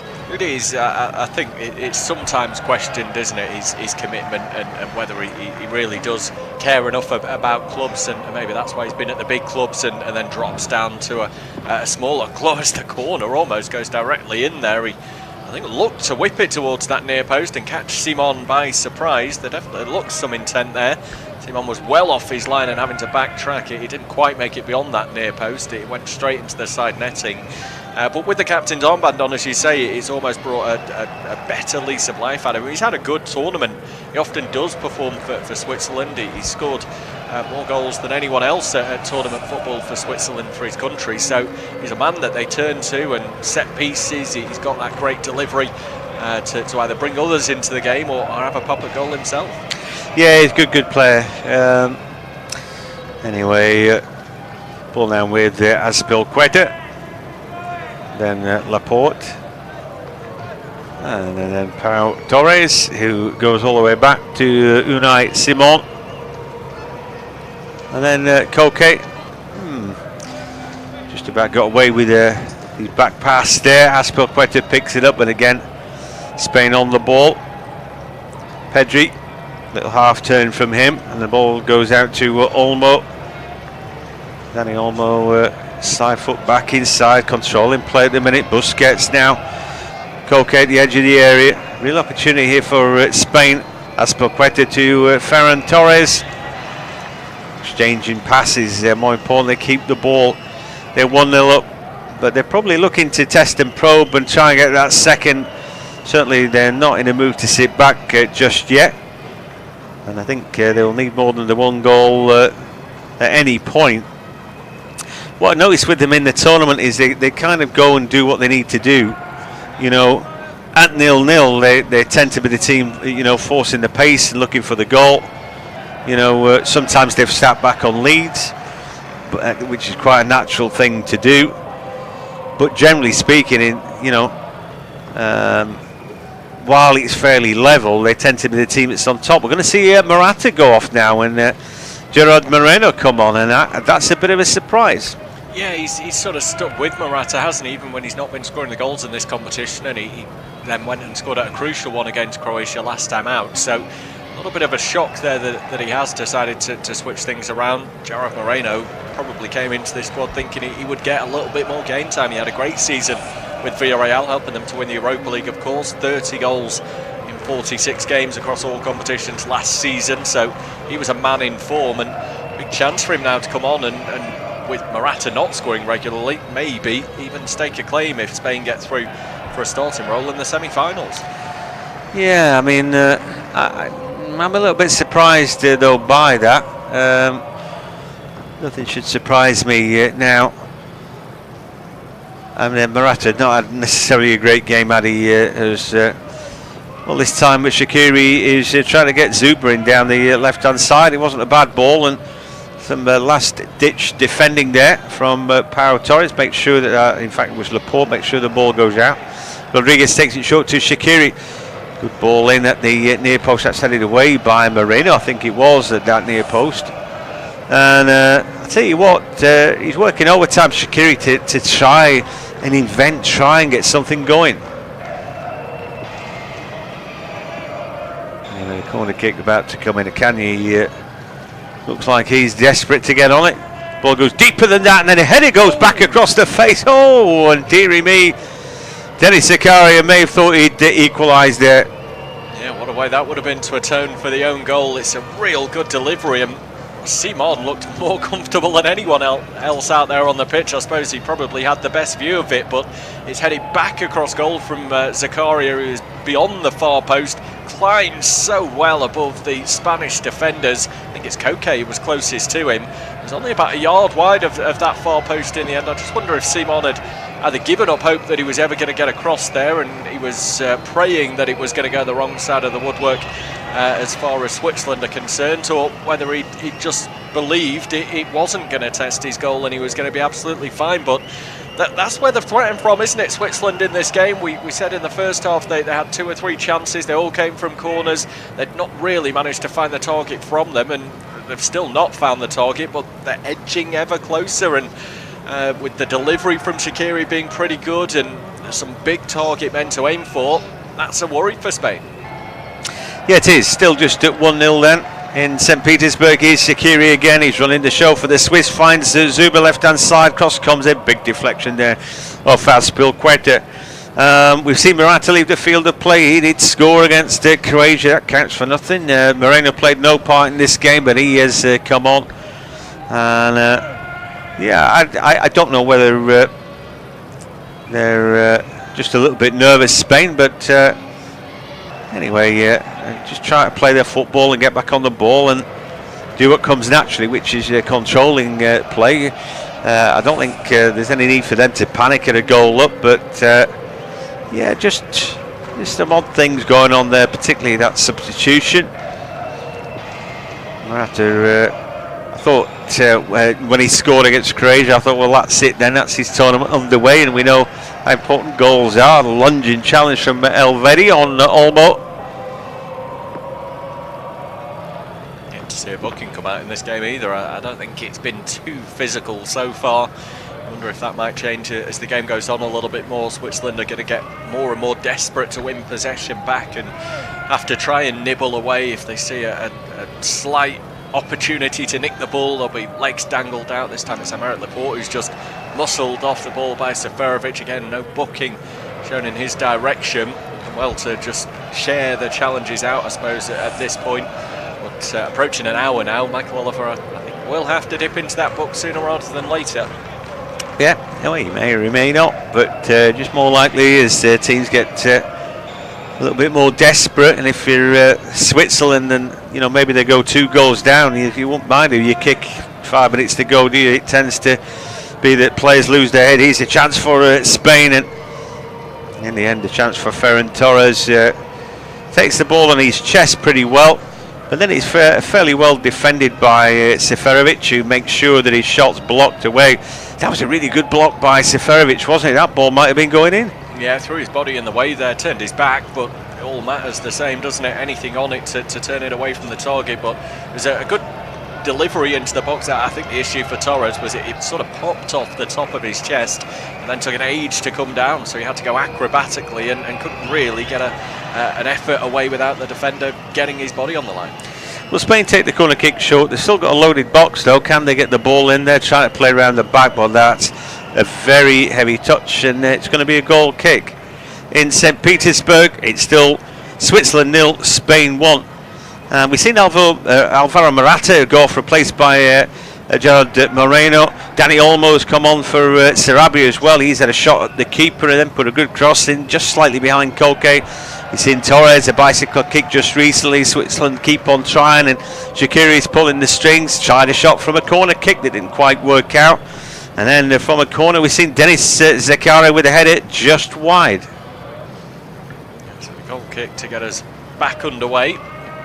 Jan Sommer, the big boot downfield. It's the substitute, first half substitute for Switzerland. Vargas, who glances it on. Spain win it back momentarily, and then Ricardo Rodriguez has to hook it away under pressure inside his own half. 7 attempts for Switzerland, still yet to hit the target. 5 attempts for Spain, they've hit the target once. It's not been a match where goalkeepers have been pulled into action too often. I hope this isn't setting the tone for these quarter-final ties that are set to be played out over the course of today and tomorrow. You can hear all of those games on this service. The 8 PM kickoff this evening is Belgium against Italy. And the double header again to come on Saturday, a 5 PM, which is Czech Republic against Denmark. And then the 8 PM game, Ukraine against England. Someone again clearing away, he's found touch, and Spain can get us back underway with the throw in just over an hour gone.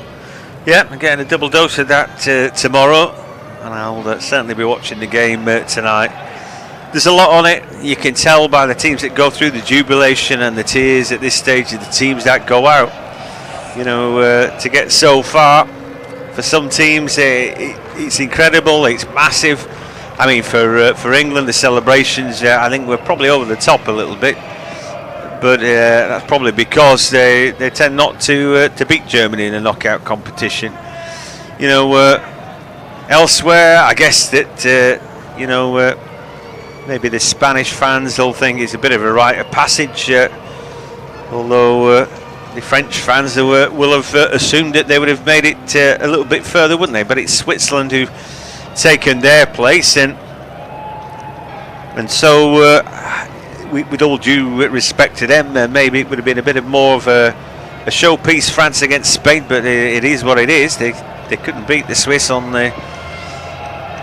that great penalty shootout, and so that's it for Switzerland.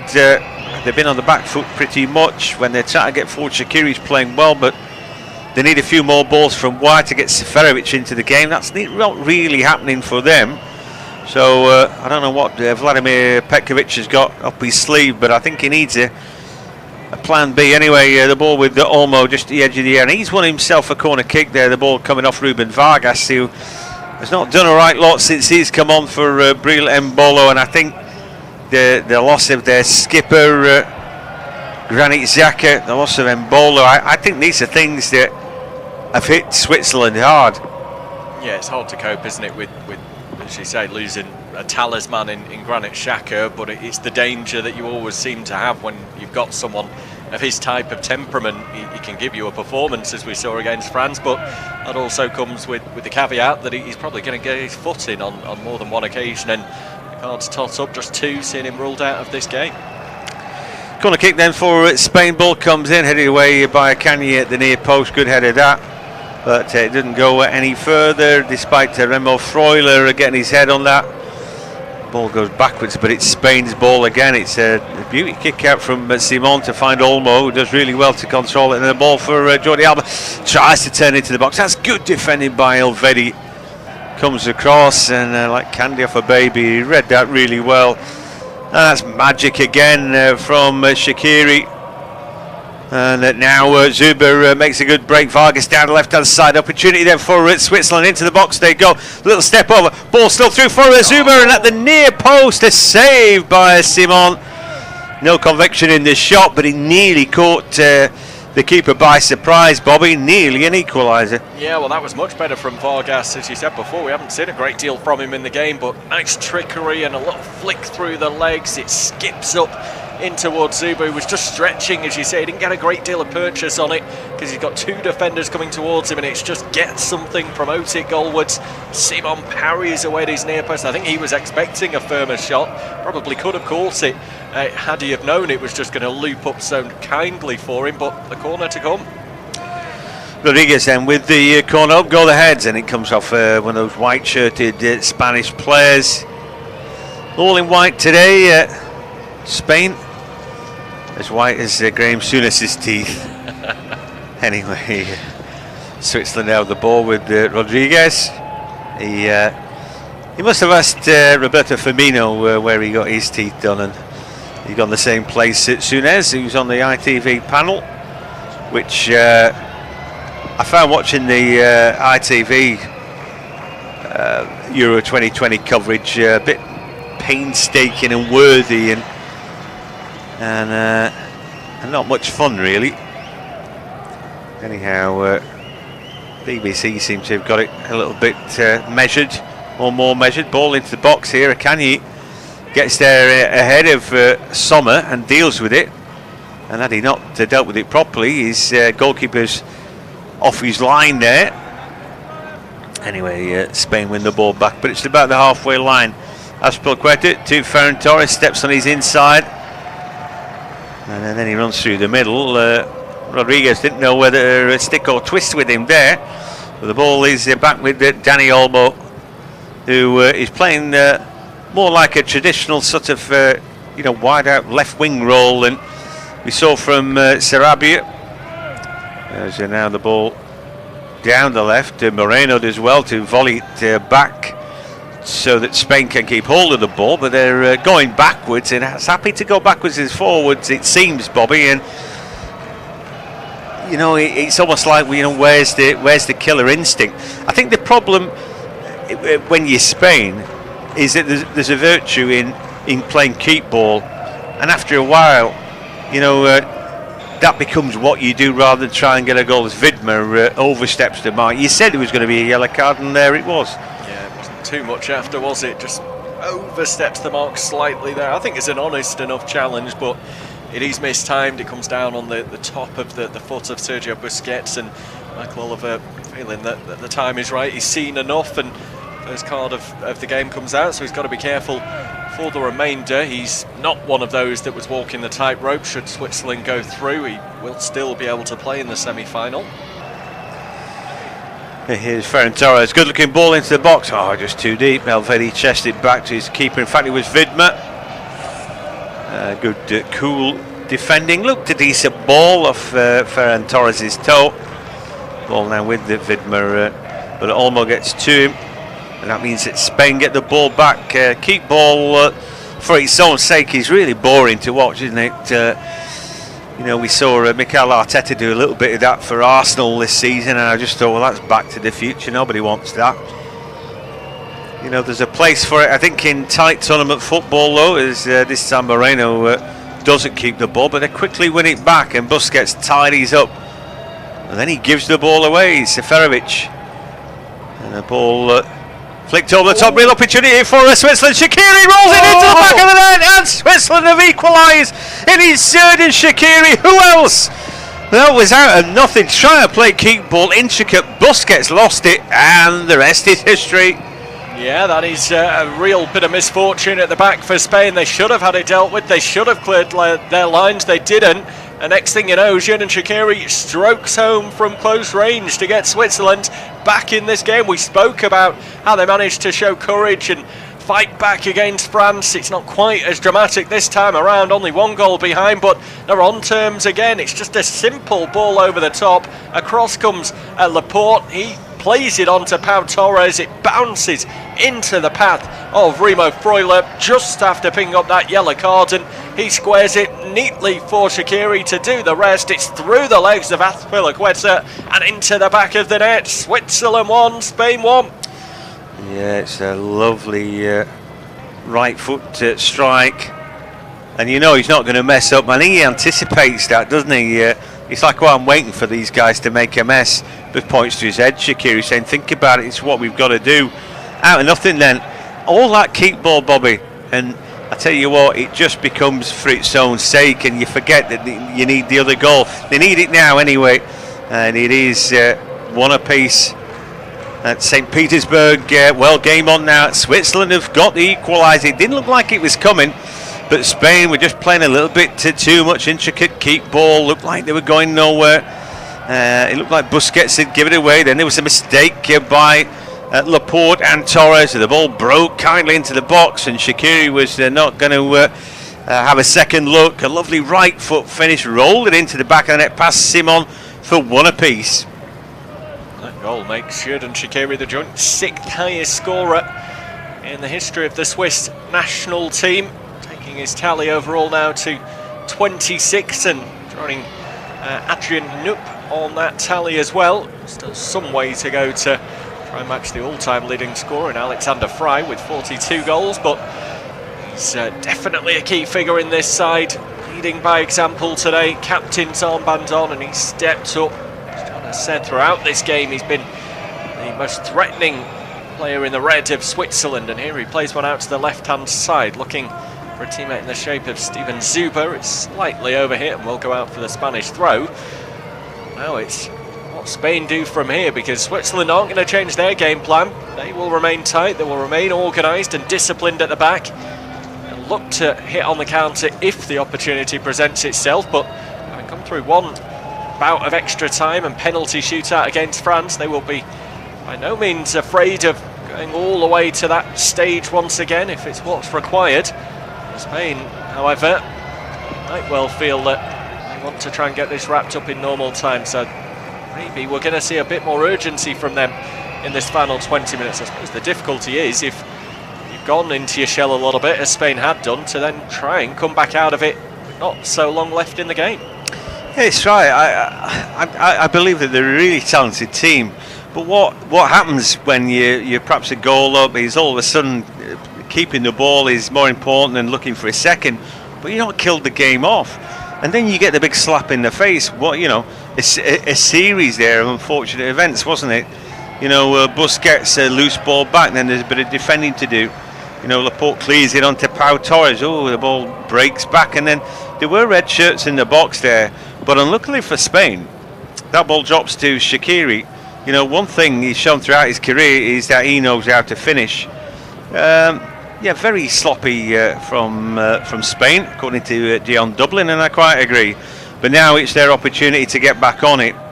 And it's all that messing about as well, isn't it? I'm going to take Sarabia off, and I'll take Morata off, and I'll do this and that. Now they need to do something. But the ball is with Switzerland again, who are breaking down the field now.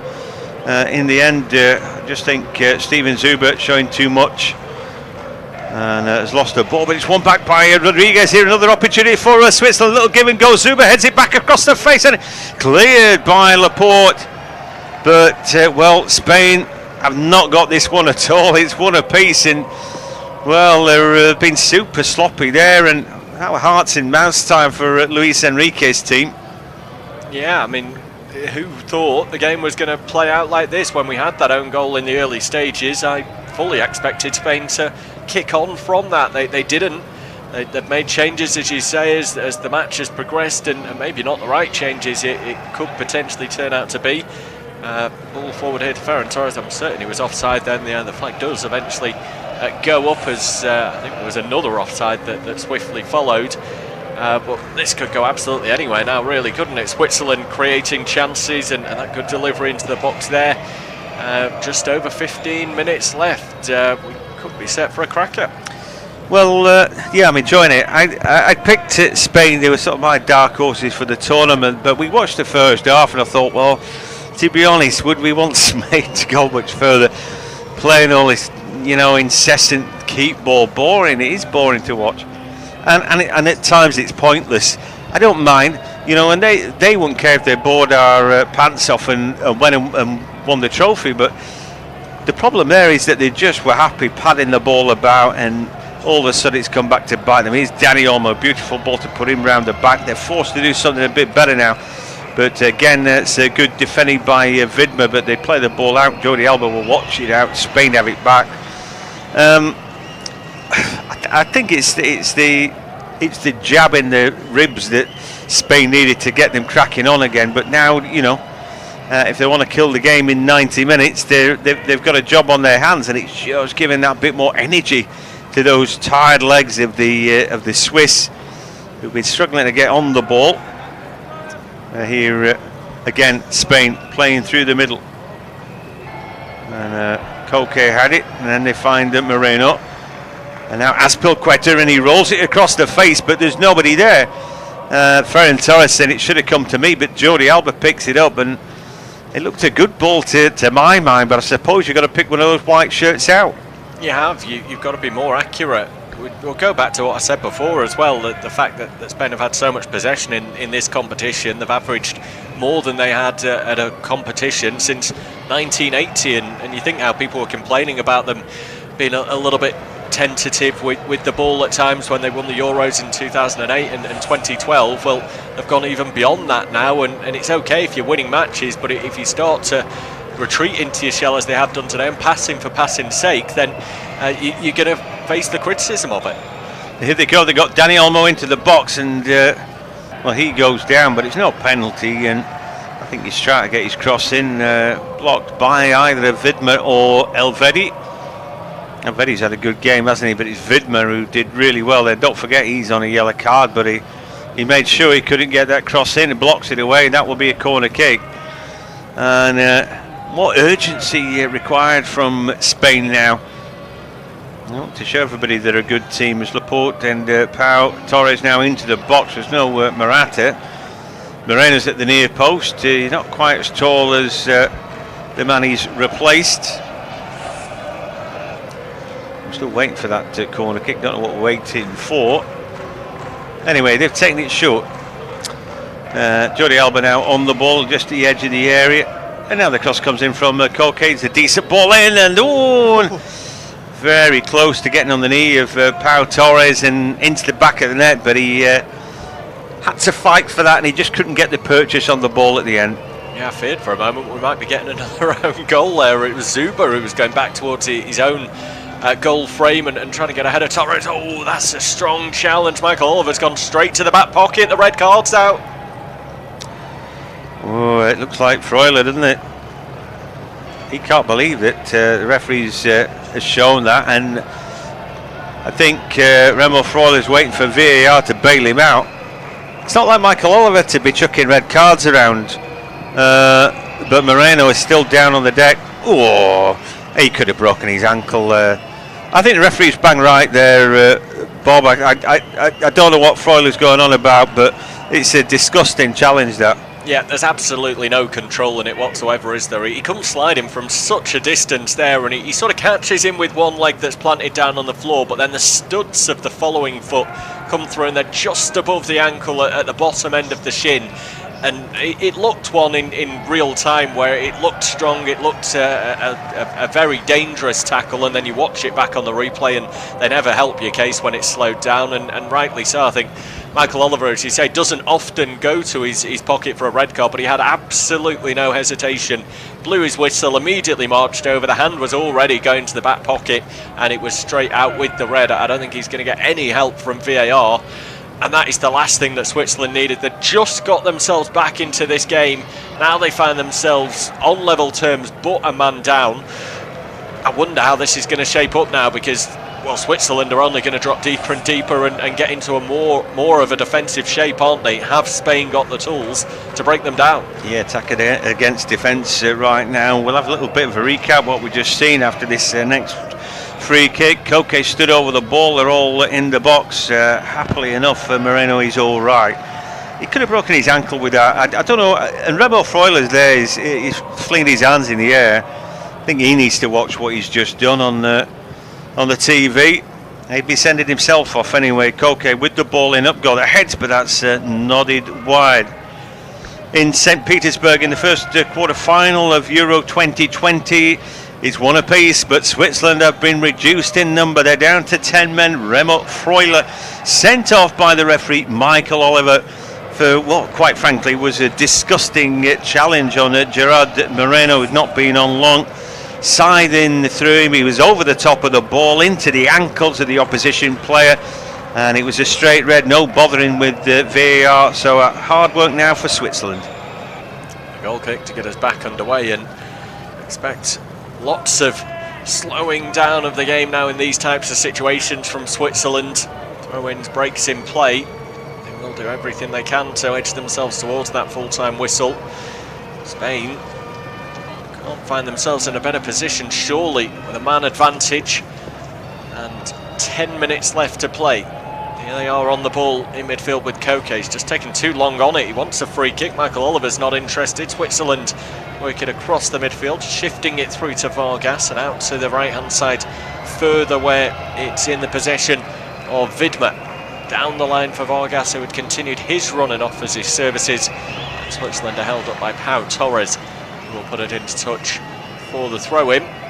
This game's had plenty on it. At times it's maybe not really had all the senses thriving, but we've had a red card, we've had an own goal, the comeback from Switzerland, and I wonder if there is to be one more final twist in this tale before we get to that full-time whistle. Well, you never know, do you? But one apiece, you know, dare I say it, we haven't mentioned it first half, so I guess I can. Extra time, penalties then looming large. You proper jinx yourself, don't you say it first half, but I think by now we're allowed to, and Shaqiri now will go off. Off time doesn't last 90 minutes. He's played his part today, though, and it's a shame for Switzerland. He's got to go off. Djibril Sow will come on, and maybe again it's a sacrifice, but it's such a shame now, really. It is that someone's got to be sacrificed, and you wonder if, looking down at the team sheet, there was maybe anyone else out there that they could have turned to. Not only has Shaqiri got the experience and everything from his time in the Premier League and in the Bundesliga, but he's also got the technical ability and a goal-scoring touch on him, as we've seen in this game. So it's difficult, I suppose, the position that Vladimir Petkovic has been placed under now, that he's got to make these types of changes. Yeah, Gavranovic is coming on as well, and that's for Haris Seferovic. So they're trying to freshen things up. Gavranovic knows where the back of the net is. Plays for Dinamo Zagreb, and Djibril Sow is yet another one who plays football in Germany. This time he's at Frankfurt. So he plays where Zuber plays.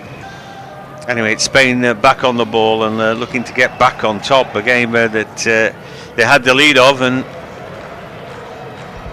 that seemingly have given away. But anyway, Switzerland have kept on going.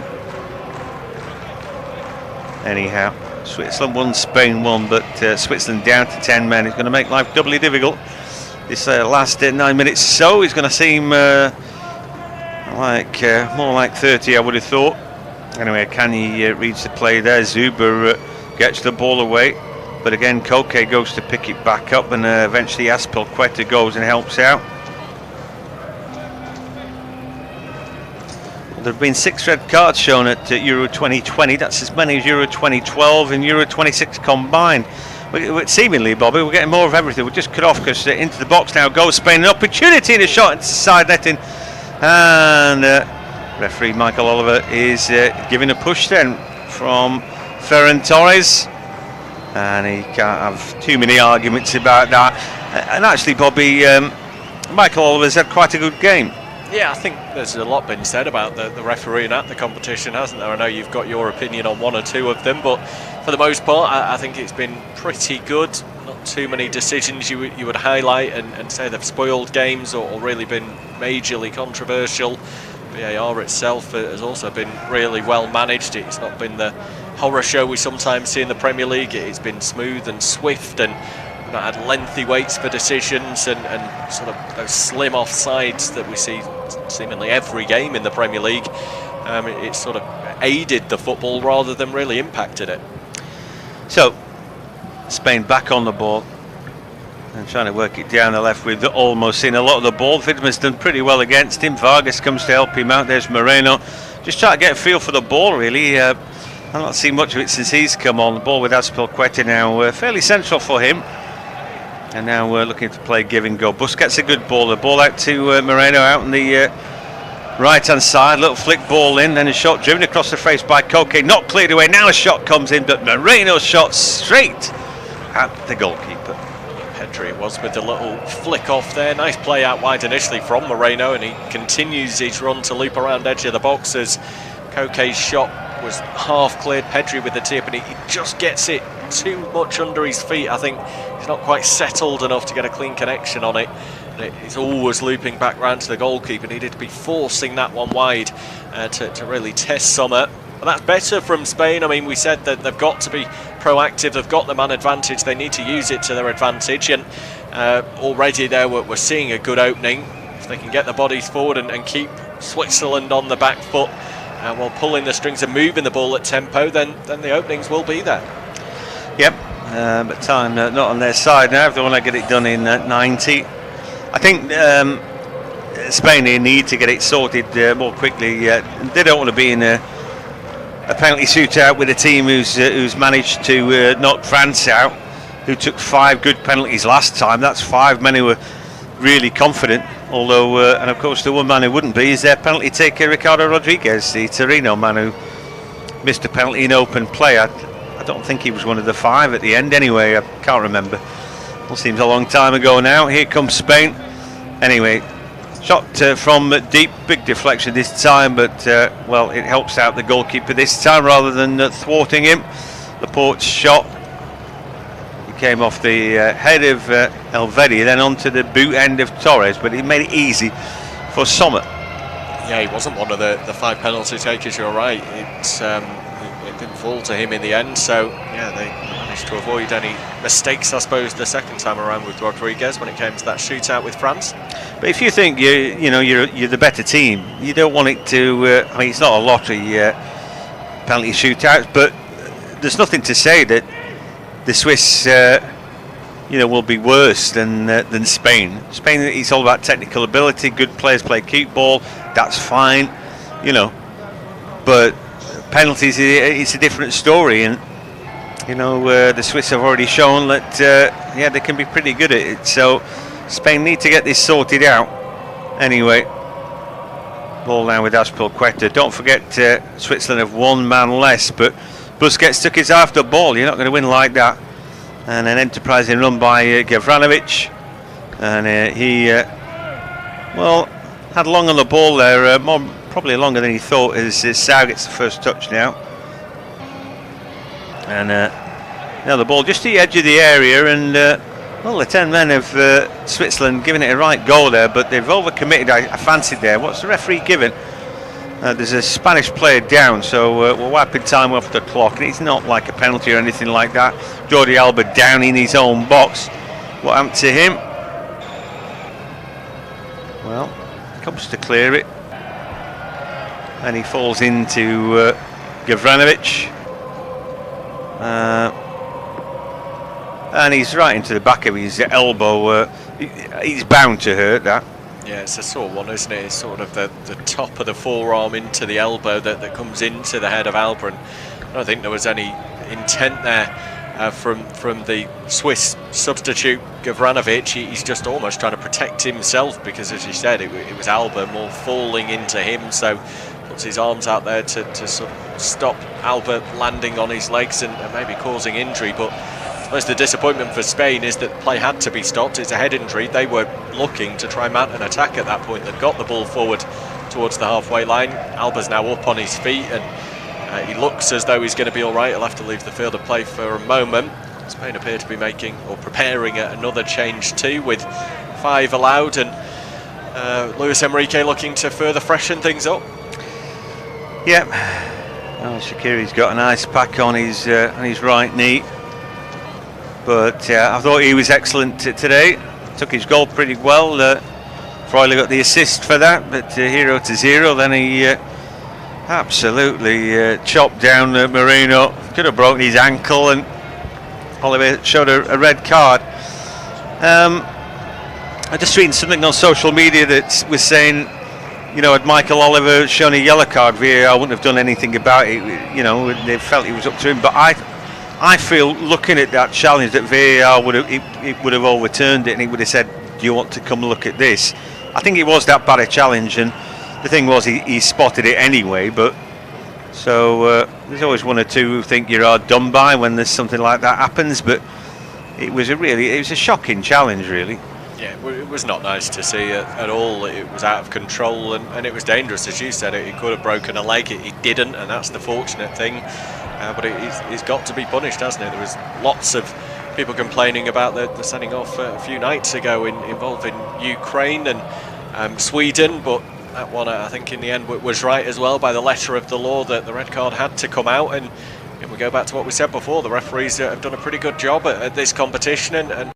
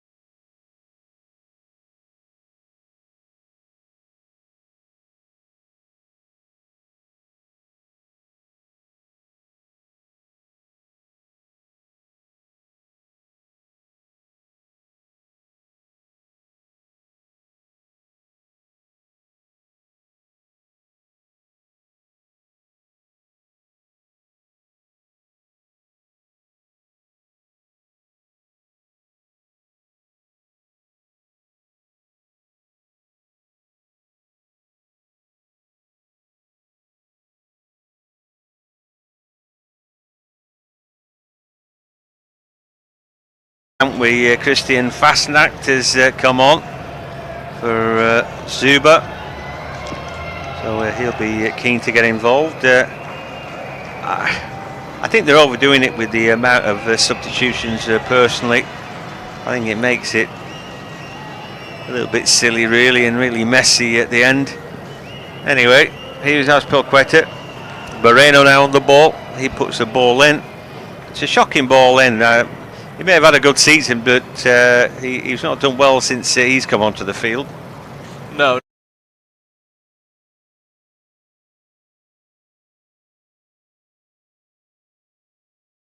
Not massively. I think he struggled to get up and involved with the pace of the game, but I think you could say that about a few of the Spanish substitutes. Olmo looked good when he initially came on, but Switzerland today, well, clearly we know about Shaqiri, and he's one of their key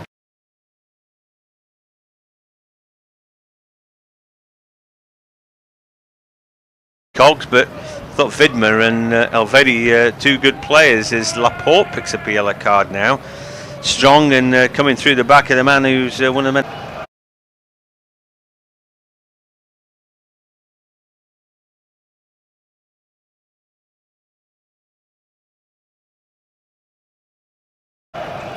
The yellow card coming out to follow as well, and again it just plays into Switzerland's hands. You see Rodriguez here with the free kick, and he sort of steps up and steps back and readjusts and checks it. We'll get body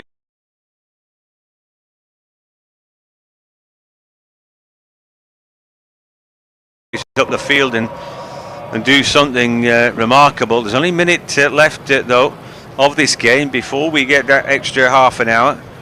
Zakaria, it seems a long time since he's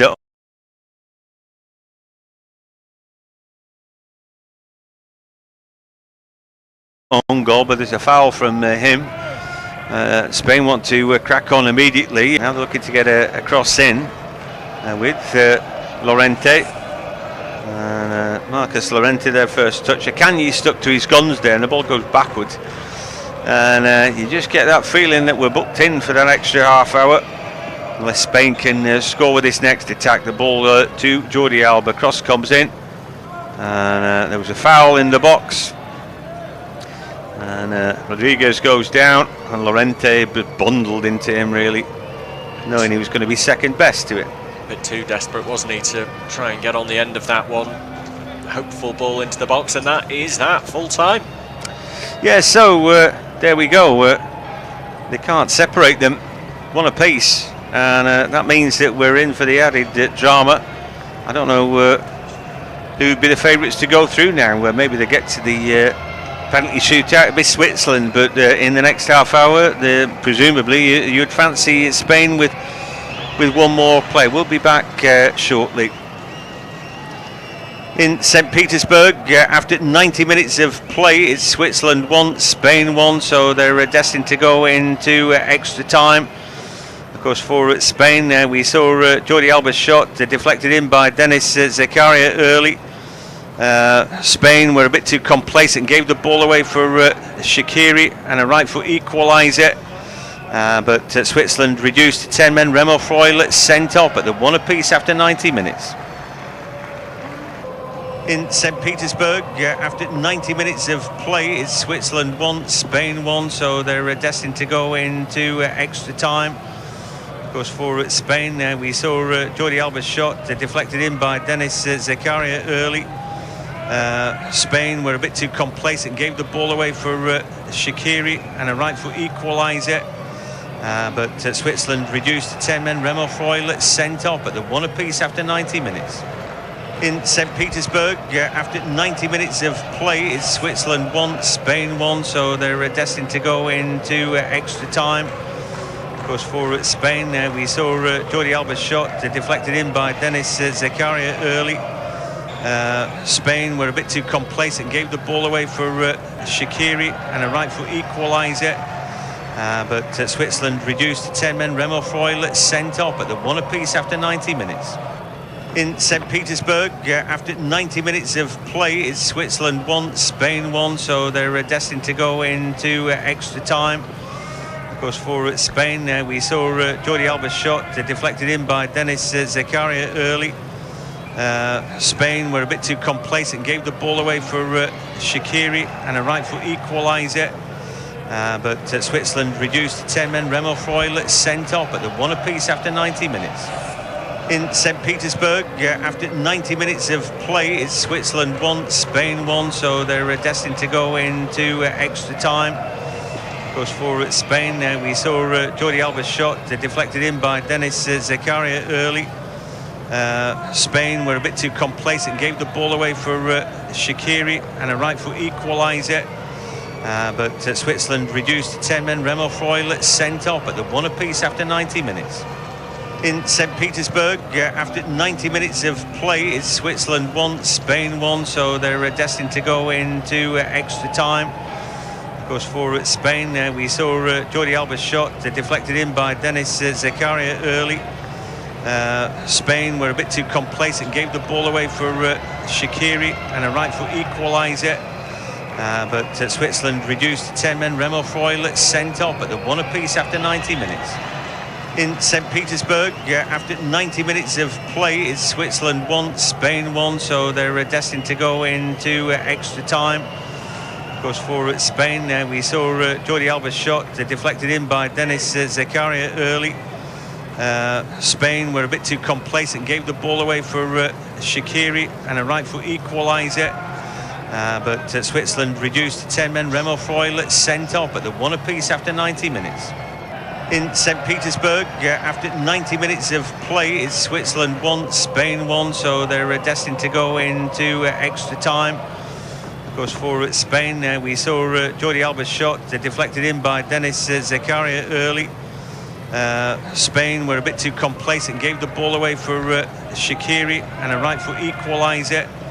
But Switzerland reduced to 10 men. Remo Freuler sent off at the 1 apiece after 90 minutes.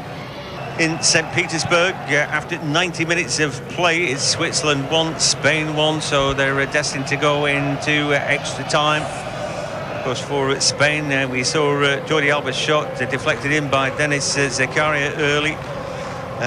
Spain were a bit too complacent, gave the ball away for Shaqiri and a right foot equaliser. But Switzerland reduced to 10 men. Remo Freuler sent off at the 1 apiece after 90 minutes. In St. Petersburg, after 90 minutes of play, it's Switzerland 1, Spain 1, so they're destined to go into extra time. And we're just about off then. So, yeah, real Brucey bonus this one. 30 minutes, possibility of penalties. It's all set up for the neutral, but if you backed either of these two teams to make it through, or backed them for the tournament, you'll be chewing your fingernails. And if you've got Switzerland, then you'll be chewing your fingernails but smiling as well at the same time, because they're still in it. You know, Bobby, they went a goal down and you thought that could be it for them. They couldn't get the ball off Spain, and then, you know, the goal from Shaqiri has given them that little bit of hope, and, you know, they were always in it. Now down to 10 men, I guess for them it's like defend like mad, and let's hope we can take them to penalties. Yeah, we could almost see the rally cry at that interval we had between full time and the start of this first extra time period. Vladimir Petkovic, the manager, in the middle of the huddle and trying to urge his troops on just to be firm and stick to their guns defensively, work as a unit. That's what it's all about now, isn't it? That togetherness and making sure that everyone sticks to their role. Anyone steps out of position and chases a loose ball and leaves a gap, then they're the ones culpable. So you don't want to be the one that leads to the mistake that sees your side out. Yeah, I mean, I guess it was quite late in the piece where Freuler got his marching orders, 77 minutes. Had that been a bit earlier, you know, maybe the 60-minute mark, and I thought, well, that's, you know, a big ask, playing an hour with 10 men. We always get the feeling, though, this compartmentalised, you know, little passage of play. 15 minutes, surely we can hang on for that. Rodriguez having to defend, Oyarzabal, I just saw him on. Not sure when they... Ferran Torres. Yeah, not sure when they snuck him on. Anyway, your ball out to left-hand side. The shot comes in, and well, Gerard's shot from close in. He kicked the goalpost in the end, but should he have scored? I think so. It's a great ball from Albert, nice and low in towards that near post, and it just doesn't connect cleanly. I think it comes off the inside of the calf, and then the angle's all off. He gets that with the side of the foot, and maybe he sneaks it in at the near post. We said before about the form he'd been in domestically over the season. He hasn't been able to do that with the Spanish national side at this competition so far. When others have been finding the back of the net, he's not been able to, and it's a golden opportunity so early in this extra time period, as you say. 2 halves of 15, that puts them on the right path. They managed to do it against Croatia when it was pegged back to 3-all and go on and win it in that additional time period, and that could have set them on their way once again.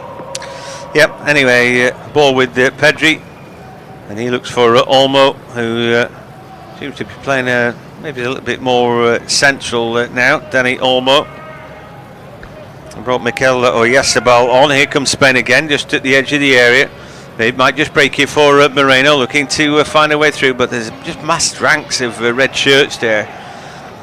But again, it's like the tide washing up on the beach here, wave after wave of it, and I wonder how long they can repel raids as Vidma does well, and then he just boots the ball down the field.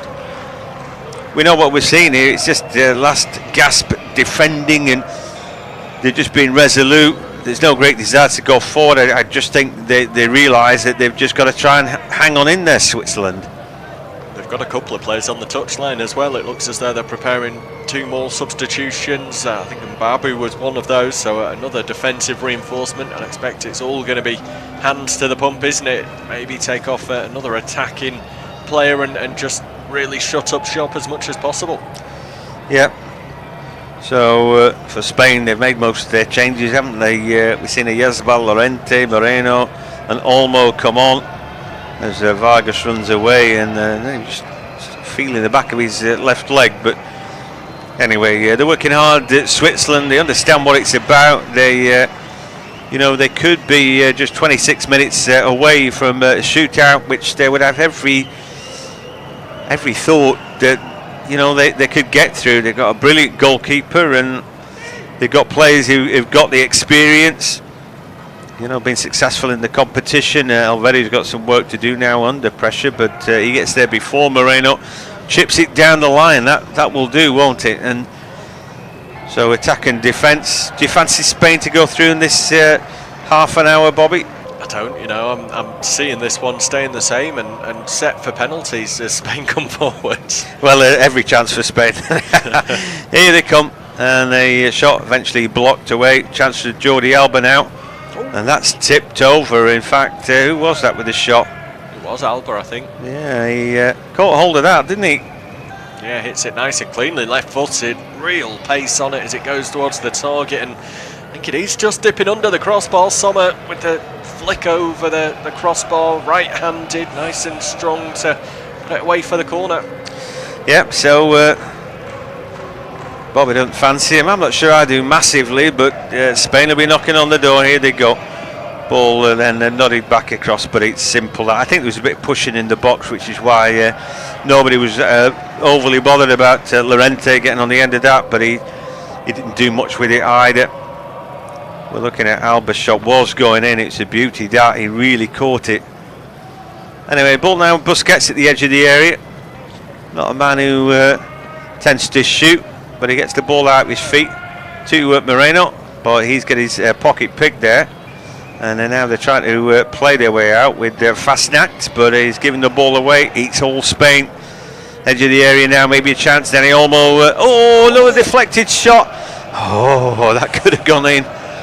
It's great footwork from Olmo. When it comes to him on the edge of the box, he just sort of stumbled on it a little bit. Control wasn't great, but he drops the shoulder and then creates a half yard for himself. It actually deflected off his own player in Gerard Moreno, so it's only going to be a goal kick. But yeah, again, Sommer was rooted to the spot going the wrong way, and could well have been caught out again for a second time in this match. Just going back to those substitutes waiting to come on for Switzerland as well, it's Kevin Mbabu and Fabian Schär, both of whom are already on yellow cards, by the way, so should they get another one, they'll miss the semi-final if Switzerland go through, but both are defenders. So the danger is that Vladimir Petkovic here goes all-out defence if he's taking off attack-minded players, and then all his penalty takers are going to be defenders. I wonder if that's going to come back to haunt them. Well, pretty sure that Mbabu and Shah came on last time.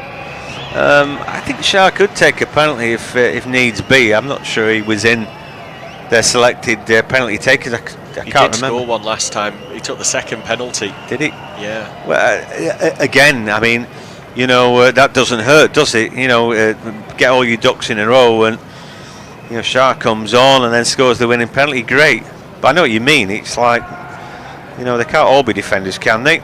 Anyway, since you said they weren't going to score, all Spain have done is attack, and here they go again, ball round the back. Now Jordi Alba tries to dab it in near post, little flick on there, and in the end Summer comes and gets it, and well, they're more than knocking at the door right now, Bobby. They are. They're putting deliveries into the box. They're being much more, or they're offering much more of a test for Switzerland to deal with than we saw throughout the majority of the game. Just looking down on the touchline, those two substitutes appear to have put the bibs on now, so it doesn't appear those changes are going to be made as soon as was initially expected. No, they've just been called back down, so maybe they've just had to put the bibs on while they're waiting for the moment to present itself, because the ball keeps coming back time after time from Spain here. Yeah, it does, and an opportunity again for Spain. Good ball through the middle, good pick up by Moreno, lays it back to Olmo, then Alba, then Olmo at the edge of the area, just driven across, little heel that, good play by Moreno, and then Yesabal goes back, good ball into the box, a cut back, a chance down, a shot comes in, blocked by Akanji, and Switzerland is standing tall, Llorente shot blocked away. Yeah, it was a nice little cut back there, and he just tries to sweep it towards the far post. He did have an opening at the near post, but it goes across goal, defender gets his body in the way. So 10 minutes gone, and the header goes wide from Moreno. Well, it shots in into it. I mean, it honestly couldn't be more one-sided. Switzerland down to 10 men, just hanging on for grim life, but will Spain will fancy it. They always came with the shoulder of Gerard Moreno. Those two subs now, but that is poor, as you say, from Moreno. He just completely misjudges it, misses it with the head off the shoulder, half of the back as well in the process, and for the goal kicker. I just wonder if Spain are maybe forcing it a bit too much. I know, as you said, we're in that period of 15 minutes each half, and you feel as though time is slightly against you somewhat, but maybe a bit more patience with some of these openings they're trying to carve out. It all seems very hurried. With that, you snatch at chances, you panic a little bit, and you don't make the most of them. Anyway, they are desperate, and there's a reason, isn't there? They don't want to go to penalties. They want the extra man to work out. So we've seen that's those two substitutions, and Shah's come on, who did score a penalty last time. So a bit of a talisman on his day. He's a good player, isn't he? You know, as well. And Babu on for Vidma, who put a lot of effort into it. Shah officially on for Dennis Zakaria, who had a difficult game here. Spain have got through round the back, an opportunity and a brilliant save by Sommer from Gerard Moreno, who could play all night and not score. I'm going to say that, and the next thing he's going to do is hit the back of the net. But wow, he's working hard and getting no luck, Moreno. Yeah, we saw the ball over the top, and they were trying to deal with it initially through Ricardo Rodriguez, and he flicks it off the toes of one of the Spanish attackers into the path of Moreno. He flicks it to the target himself, and Sommer, almost at point-blank range, makes the big save. Corner kick then for Spain. Ball across the face of Kanye, heads it away. He's standing up tall, all right, for his team. I think there'll be another corner from the other side now. Kanye getting there first, but they were all queuing up. I don't know if they can hold on. It's just an onslaught now. Olmo at the edge of the area. They made a right mess out the corner, but they get another chance, then that's blocked away by Jibril Sow, who came on for tonight's skipper, Zerdan Shaqiri. Olmo, another corner kick from the left hand side, right footed, be the in swinger.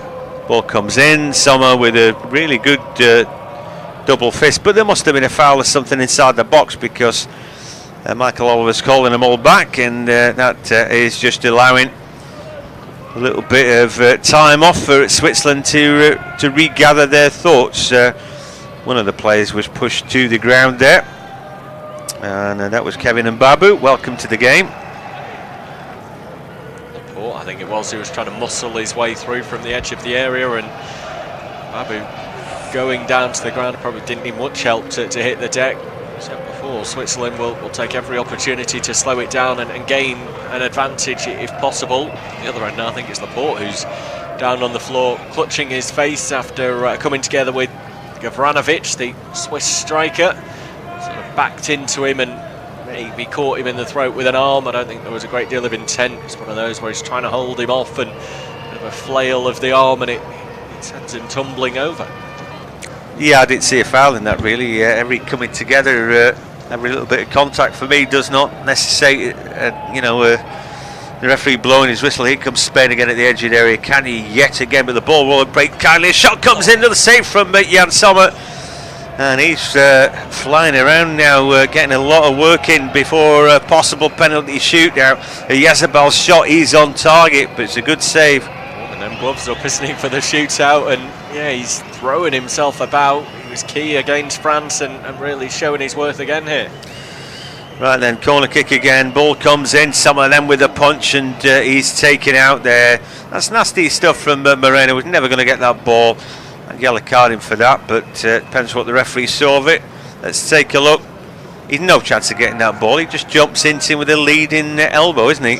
Yeah, he ducks down because he knows he's not getting the header, but he sort of leans into the goalkeeper then as he comes in a little bit lower, and that makes it, I think, even more dangerous when you make that connection at the lower part of the body, and you can swing your opponent like a pendulum right over. But Sommer, fortunately for Switzerland, seems to be okay. He's back up without receiving treatment, and we'll get play restarted from this free kick into the final minute of this first half of extra time. And Switzerland, although they've been clinging on by the nails at times, look as though they're going to get through it unscathed. Yep, maybe. Long clearance for them, and Babu just shins the ball ahead of himself. I thought there should have been a yellow card for that last foul that we saw for Moreno. If you think about it, well, we might be getting to penalties. What are you going to do? I'm going to leave one in on the keeper. You know, we do know that keepers play a big part in penalty shootouts, and Jan Sommer, you don't want him hobbling on one leg if you're a Swiss fan.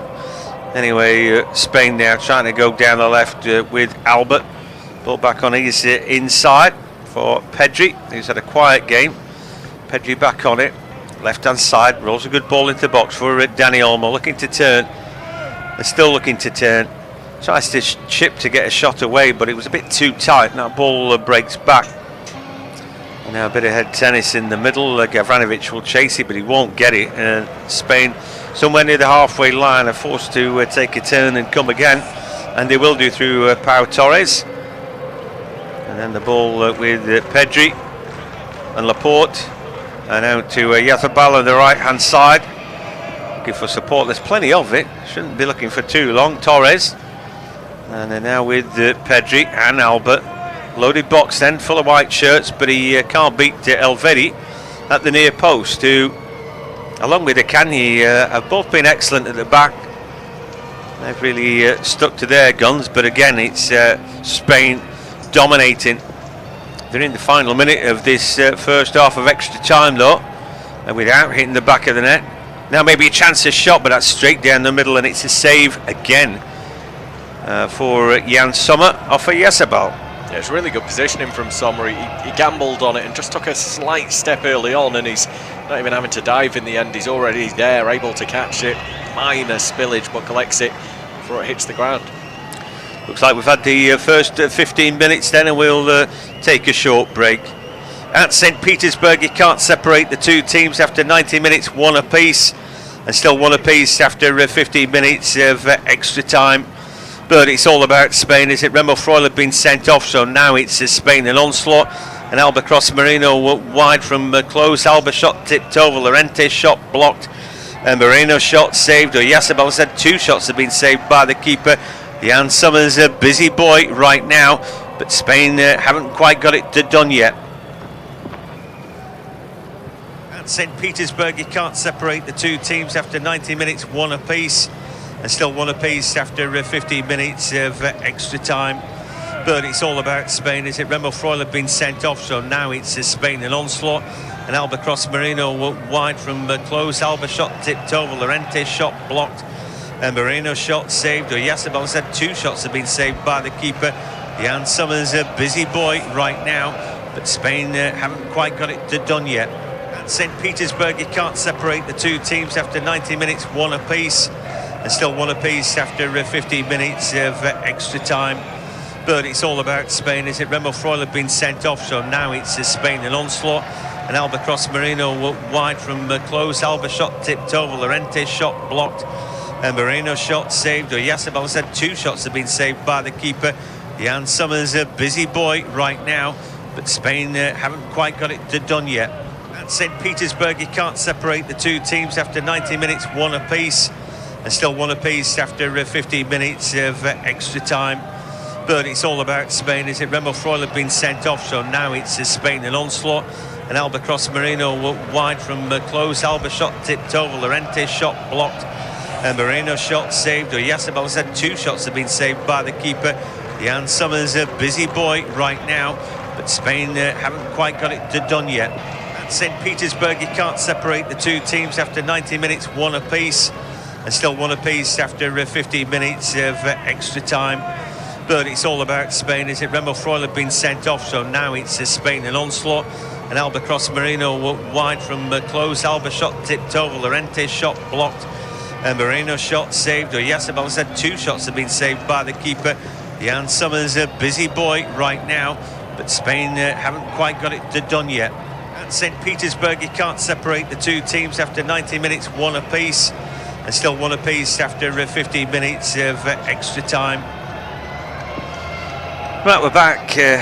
I'm John Hogan, joined by Bobby Jackson for this, and it's turned into a right pot boiler, and it's what knockout football's all about. Trapdoor football. One team's going to fall through, one team's going to march on. But if Spain don't get it done in the next 15 minutes, it could be them waving bye-bye. Yeah, exactly that. And you said before about the red cards shown in this competition, that the own goals and the records that are being broken. Well, Switzerland making their debut in a quarter-final of a European Championships today. They could be set to go and break further new ground by reaching a semi-final if they can continue to hold out up against 3-time winners Spain. So potentially a huge shock on the cards here. I think thinking further down the line as well, whichever of these teams gets through, they'll both have gone through extra time periods in back-to-back games, and whoever waits for them in the semi-finals, whether it be Italy or Belgium, might well be much fresher.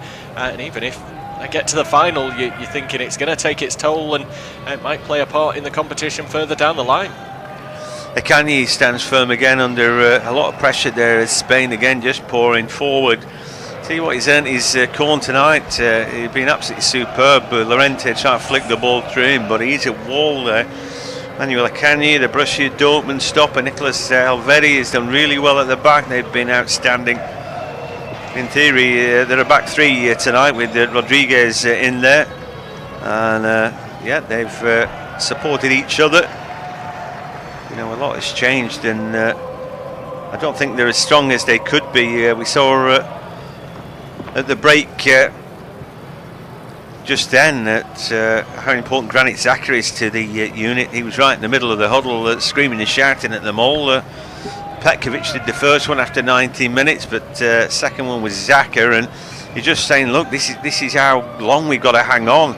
Let's get to that penalty shooter, then we'll work it out afterwards. But you know, hard work is going to get us there. You know, we'll take your eye off the ball and other such bits and pieces of knowledge I'm sure he was giving them, but mostly it was about motivation. You know, we don't have long, just you've got to work your socks off, and here they go.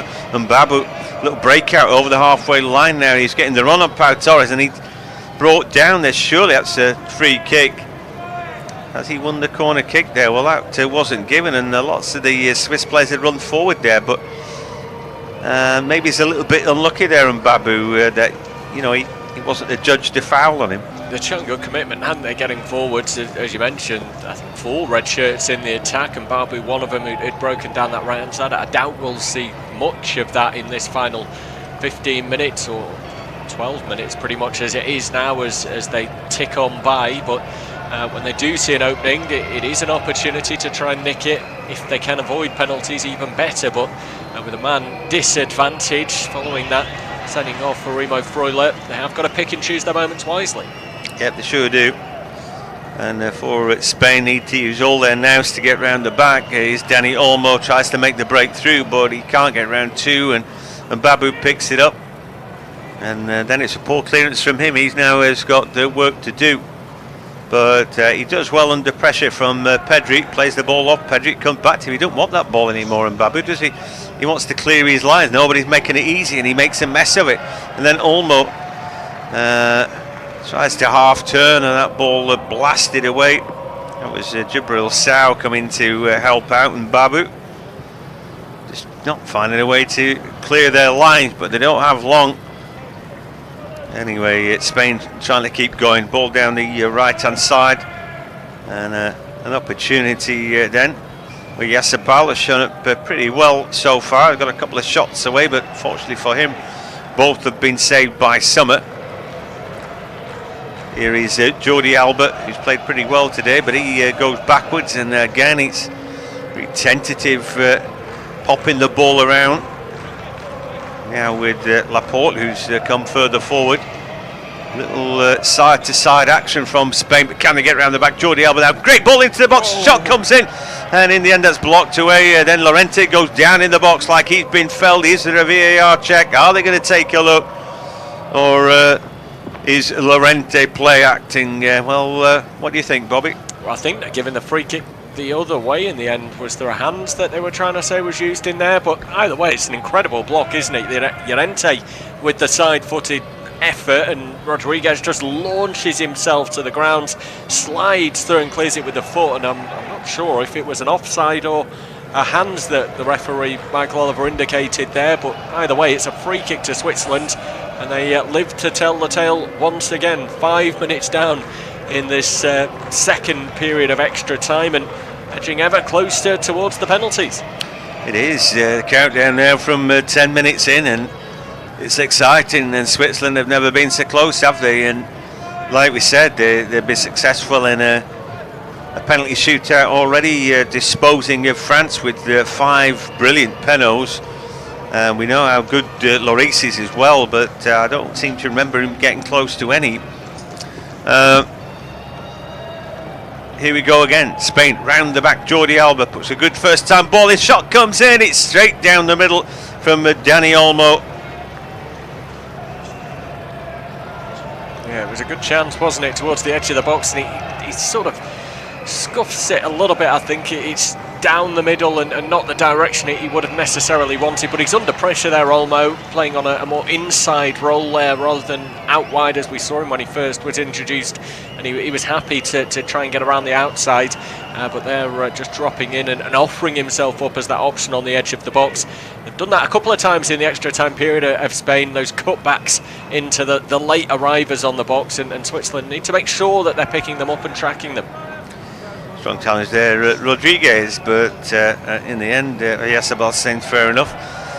Fair enough for him, fair enough for me. Jordi Alba then just lays it backwards, and again a little bit of keep ball. Laporte comes to help out.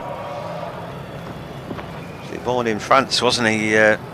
Like for Bilbao, because it was one of the Basque regions of France. Anyway, here's a chance, and his shot's blazed over the top from Olmo. Well, Luis Enrique made all these little changes, didn't he? And did he bring on players who were as good as the ones that they replaced? I think the answer for me is no, he didn't. Yeah, he's bringing another one on now in Thiago, and he's replacing Pau Torres. They're not having to do too much defensive work. Maybe that's a surprise that he's waited this long to take off a defender for a more attack-minded play. Not that Thiago is going to spend much time in the opposition box, but it'll certainly try and pull the strings to bring others into the game and create chances for them. Has got an eye for a pass and can control it really well, but yeah, he's possibly been brought on for his penalty taking abilities as well. Here is Moreno. I'm a little surprised we haven't seen Adama Traore today. Anyway, Albert crossing, headed away by Elvedi. A lot of the times teams have to try and detail 2 men to mark Adama Traore. That's how how good he can be. I'm not sure whether he would be the type to take a penalty. I'm just wondering if Thiago would, is going to take a penalty. Then, I guess he'd have to do if you're bringing him on at this stage. Yeah, I don't know who else would have done. Maybe Rodri. I'm not sure he's the type to take a penalty. They don't need a defensive screen, do they? But we'll see. But there's 7 minutes left. Bobby wasn't feeling it for Spain earlier, and I just thought they created that many chances in the first period of extra time that they would come good at some point. It hasn't been the same in the second period.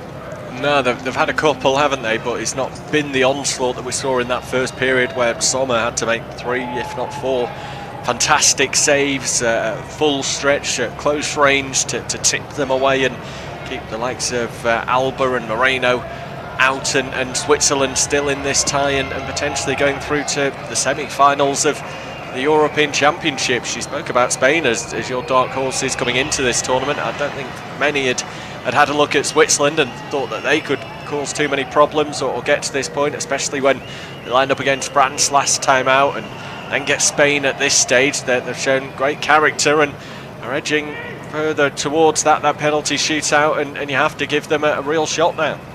Proper tournament football, there's always a springer, isn't there? Somebody who somehow gets there. But anyway, Dani Olmo now, it's a good looking ball into the box. Thiago's in there. We'll hear from him, it's way too heavy, and Llorente is forced out the box. You don't want Thiago there, do you, really? I mean, he's a good footballer, but not his bag. Anyway, here comes Spain again. They've got a loaded box again. Good looking ball in. Can they get there? Llorente dabs it back across the face. It might break for Moreno. Can't get it out of his feet. Another shot comes in. Big deflection again. Elvedi blocking the shot from Olmo to his Everdos. It'll be another corner, but Spain tend to take him short anyway. I'd be disappointed right now, Bobby, if we didn't see a penalty shootout. Yeah, we're so close, aren't we? At that point, I think everyone as a neutral always thinks you've gone this far, let's see the drama that comes with the spot kicks as well. Well, the ball comes in, a header at the near post, and Sommer saves it again. He read that well. And that was a Busquets header at near post. On target, wasn't it? Yeah, it was. He climbs well at the near post, and it's just sort of the glance down and hoping to get it on target and see what happens from there. But again, you have to really credit the positioning of Jan Sommer. He's been behind everything today pretty much, apart from the goal he conceded that wasn't really much he could do, deflected massively. Take that out of the equation, and he's been foot perfect in this match, and Switzerland will have a lot of thanks for him. I was just looking at the penalty shootout records for these two sides at major competition. Switzerland won 1 and lost 3. The win coming in that game against France last time out. For Spain, they've had 9 competitive penalty shootouts. They've won 5 and lost 4, so a bit of a mixed bag for both of these sides. Also Switzerland with 3 losses and 1 win, but it is that lottery, and it just shows you can be the best side in the world, but when it comes to a shootout, as France proved, world champions, one of the best players in the world, can't put it in the back of the net. No, it's right. And the thing is that, it's a Swiss team who did that recently, so they've got that in their memory banks. What did we do? We'll do it again. It's like that. Maybe when they've had penalty shootouts in the past, they haven't had the players to do it. Those mentally strong enough to go up there and do what they need to do, or technically, good enough either. But perhaps now they do. Anyway, it seems a shame. I think Shaqiri and Xhaka would have taken penalties if they're out there, and probably Seferovic too. But anyhow, I think Shaqiri had come off last time, so they now have to make do with that. Poor ball that by Thiago with the outstep, but Elvedi gives it away. An opportunity here, real opportunity for Spain. Into the box they go with Moreno, and he's shot again. It's a P-roller. This kid, he looks like he could play all night and not score. I'm not sure I'd fancy him for a penalty. Yeah, he's just snatched at it again, hasn't he? It really opened up there as the ball broke. Poor clearance away, gets himself into a good position, carries it nicely enough, but then just hits down into the ball and it's into the ground. There's no pace on the shot. Sommer pretty much falls on top of it. He had very little to do in keeping that one out. As you say, he's had several opportunities now. In fairness, he's had more than Morata did during his period in the game, but I suppose Moreno has been up against the 10 men rather than the 11 when Morata was involved, and he didn't get a look in. Well, Spain back on the ball as ever. There's only 2 minutes left to go. They need to get it done here. They don't want the lottery. They've got a man advantage. Here's Thiago. Can he make it pay? Chips a terrible ball into the box again. He's brought nothing to the party since he's come on. He's a nice player, but and again, I would say that Spain have been hugely disappointed in this game to get to us to where we are. Yeah, they've had a lot of the ball. I'm not even impressed with Luis Enrique, and his substitutions for me just bizarre. I don't know quite what he's been trying to do. You know, I think they'd have been better off keeping Torres, Morata and Sarabia out there. I think he's just tinkered about too much. He's about to make another change now as well. And Pedri will be replaced by Rodri. Yeah, so again, maybe another player that is to take a penalty, a more experienced one, I suppose, to Pedri, and possibly that experience could really count when it comes to a penalty shootout. Yeah, they always reckon that the younger players are the ones who don't care, or are more brave about putting their hand up for penalties. When you're older, you understand what comes with it, the baggage that you can get with a missed penalty. Anyway, we're nearly there. Our fingers crossed. I like a good old penalty shootout. It would make me laugh as well if somehow Switzerland managed to get a winner, even though I'd sort of been banging on about how good Spain are throughout the tournament. Anyway, they haven't been that good today, otherwise they would have put Switzerland to the sword, and particularly since for the last 40 odd minutes they've had one man more, but it doesn't seem to have mattered. We're closing in on 30 minutes of extra time as Jordi Alba's on the ball, and for Spain, where's the devil in this? They're still swinging side to side. Thiago on the ball, little sideways ball from him.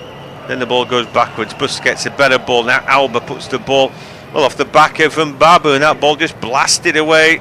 And the referee, has he blown his whistle? No, he hasn't, because there's a minute left. We're waiting for that. We're into it already. So Switzerland won, Spain won. As Switzerland pick up the ball, Gavranovic tries to run through a brick wall there, and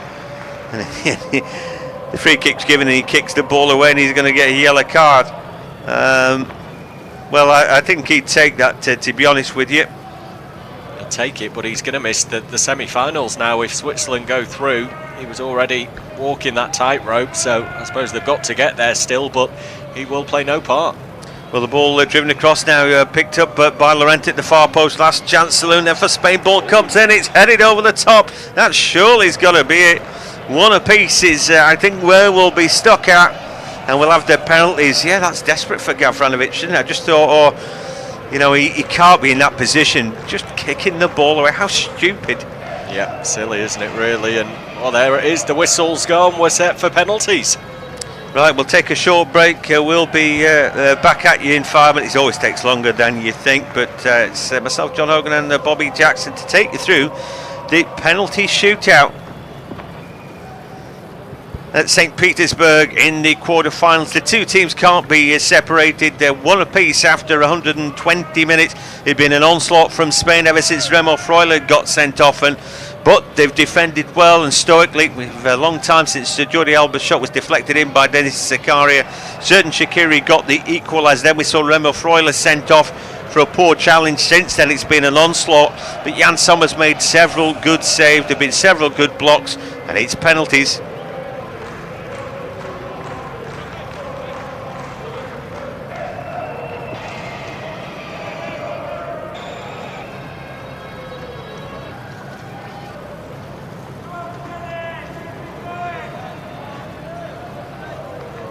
It'd been an onslaught from Spain ever since Remo Freuler.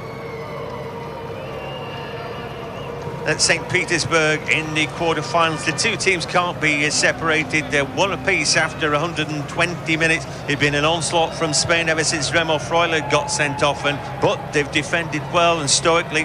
For a long time since Jordi Alba's shot was deflected in by Denis Zakaria. Xherdan Shaqiri got the equaliser. Then we saw Remo Freuler sent off for a poor challenge. Since then it's been an onslaught, but Jan Sommer's made several good saves. There have been several good blocks, and it's penalties at St. Petersburg in the quarter-finals. The two teams can't be separated. They're one apiece after 120 minutes. It's been an onslaught from Spain ever since Remo Freuler got sent off, but they've defended well and stoically. For a long time since Jordi Alba's shot was deflected in by Denis Zakaria. Xherdan Shaqiri got the equaliser. Then we saw Remo Freuler sent off for a poor challenge. Since then it's been an onslaught, but Jan Sommer's made several good saves. There have been several good blocks, and it's penalties at St. Petersburg in the quarter-finals. The two teams can't be separated. They're one apiece after 120 minutes. It's been an onslaught from Spain ever since Remo Freuler got sent off, but they've defended well and stoically. For a long time since Jordi Alba's shot was deflected in by Denis Zakaria. Xherdan Shaqiri got the equaliser. Then we saw Remo Freuler sent off for a poor challenge. Since then it's been an onslaught, but Jan Sommer's made several good saves. There have been several good blocks, and it's penalties at St. Petersburg in the quarter-finals. The two teams can't be separated. They're one apiece after 120 minutes. It's been an onslaught from Spain ever since Remo Freuler got sent off, but they've defended well and stoically. For a long time since Jordi Alba's shot was deflected in by Denis Zakaria. Xherdan Shaqiri got the equaliser. Then we saw Remo Freuler sent off for a poor challenge. Since then it's been an onslaught, but Jan Sommer's made several good saves. There have been several good blocks, and it's penalties at St. Petersburg in the quarter-finals. The two teams can't be separated. They're one apiece after 120 minutes. It's been an onslaught from Spain ever since Remo Freuler got sent off, but they've defended well and stoically. For a long time since Jordi Alba's shot was deflected in by Denis Zakaria. Xherdan Shaqiri got the equaliser. Then we saw Remo Freuler sent off for a poor challenge. Since then it's been an onslaught, but Jan Sommer's made several good saves. There have been several good blocks, and it's penalties at St. Petersburg in the quarter-finals. The two teams can't be separated. They're one apiece after 120 minutes. It's been an onslaught from Spain ever since Remo Freuler got sent off, but they've defended well and stoically. For a long time since Jordi Alba's shot was deflected in by Denis Zakaria. Xherdan Shaqiri got the equaliser. Then we saw Remo Freuler sent off for a poor challenge. Since then it's been an onslaught, but Jan Sommer's made several good saves. There have been several good blocks, and it's penalties at St.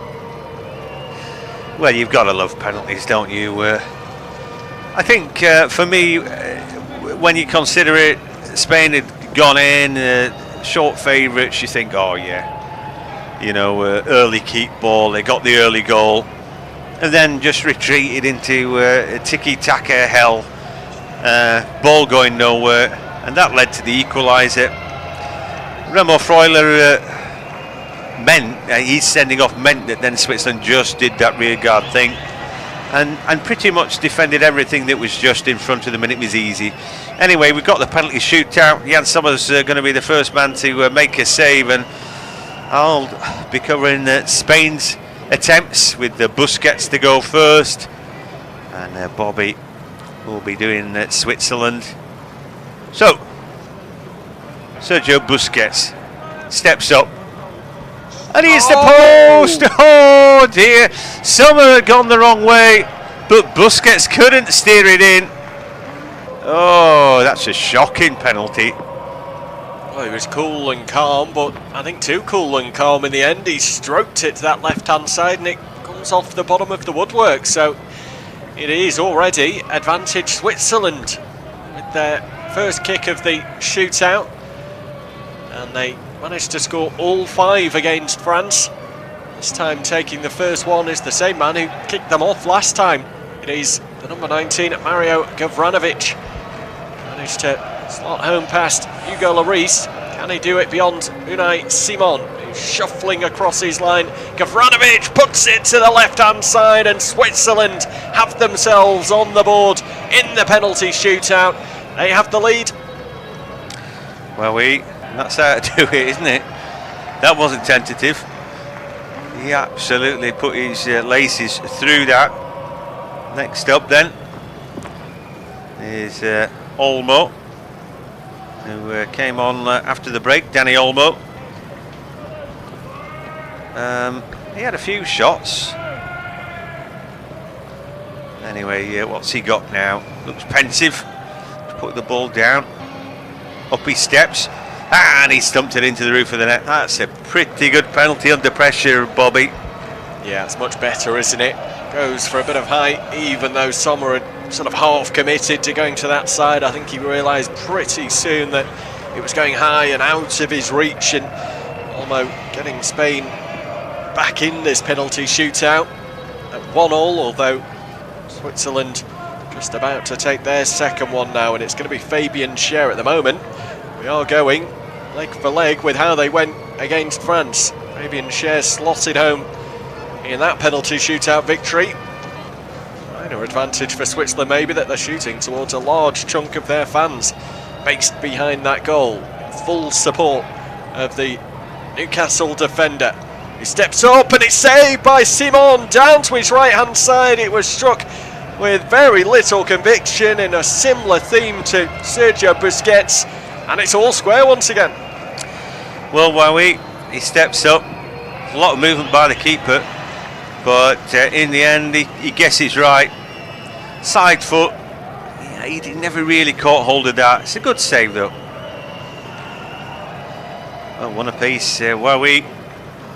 Proper tight old tussle. This one, didn't see who that was who picked it up. Anyway, for Spain now, that's another save, and that was Rodri, was it? Yeah. So Rodri's shot saved, and Jan Sommer makes a habit of it, doesn't he? But again, it was too close to the keeper. Yeah, he pointed to his right, Sommer, and then dived to his left, and doesn't look as though that had distracted Rodri. He always appeared to be going in that direction. There was no hesitation and major change in the body shape. It just again wasn't really in the corner or out of reach of Sommer. He was only brought off the bench in the final moments of extra time, Rodri. Maybe brought on just for that reason to take a penalty kick, but couldn't convert. So we go again to the man who scored the third penalty against France, and it's the player who has been so crucial for Switzerland in defence today, Manuel Akanji. It's been a rock at the back. Now he needs to hold his nerve. 12 yards out, looks steely faced. He's dyed blonde hair. Again, Unai Simon shuffling across the line. Akanji has seen it saved in the same spot as the man before him, Fabian Schär. And both goalkeepers are pulling it out the bag here. Like I said, nobody's good at penalties anymore. What's happened to everybody? It's falling apart. I tell you what, both keepers are making the goals seem small. Yeah. Anyway, for Spain now, well, it's Moreno, and he'd had a pretty poor game, but he's had a good season. They'll be hoping that that will be enough. Anyway, up he steps, left-footed. Ah, that's a beauty. Drills it into the back of the net. And I tell you what, for the first time, it's advantage Spain. Yeah, having missed their first penalty, they were battling against it, but poorly taken spot kicks from the Swiss means that it's now the underdogs who started this game that are having to fight their way back into it. Next up we have Ruben Vargas. He was on as a first half substitute for injured Bril Embolo. Again, he was the fourth penalty taker against France, and he remains in that position in the order this time around. I'd be guessing as to who the fifth penalty taker will be, because Mehmedi not involved today. But it is Vargas at the moment. We'll see if he can find a way past the goalkeeper Simon. Well, he does, but it's over the bar. It's an effort that was really poorly struck by the substitute, who looks up to the skies, and it's really not going to plan this for Switzerland. Not this time. Not this time around, no. That was he just got underneath that. And if you looked at his face when he walked up to the spot and told me that he felt he was going to knock that one in, I'd call you a liar. He just looked like a little boy lost there, Vargas. Anyway, Oyarzabal is the man who could drag them to the semi-final. You know, he's picked up the ball. They're 2-1 up, and if he scores this, they're through. And it's what you dream about, isn't it? When you're a kid, this if I knock this penalty in, that'll be us through to the semi-finals of Euro 2020. But he's doing it for real. That's the that's the only difference. I always put him over.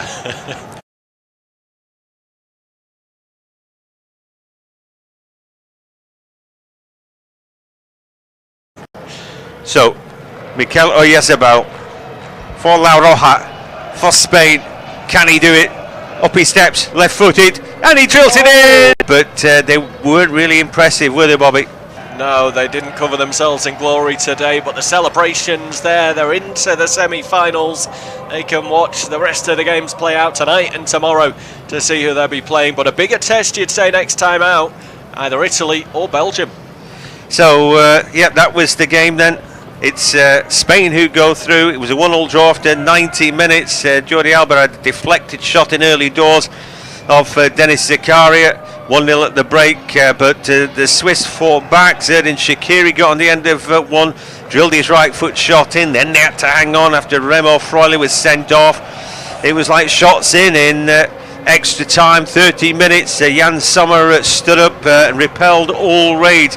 But in the penalty shootout, unfortunately, the Swiss team couldn't get it together as they had done last time against France when they scored 5 penalties. They only got 1 this time, and Spain with 3 made sure that they were going to find their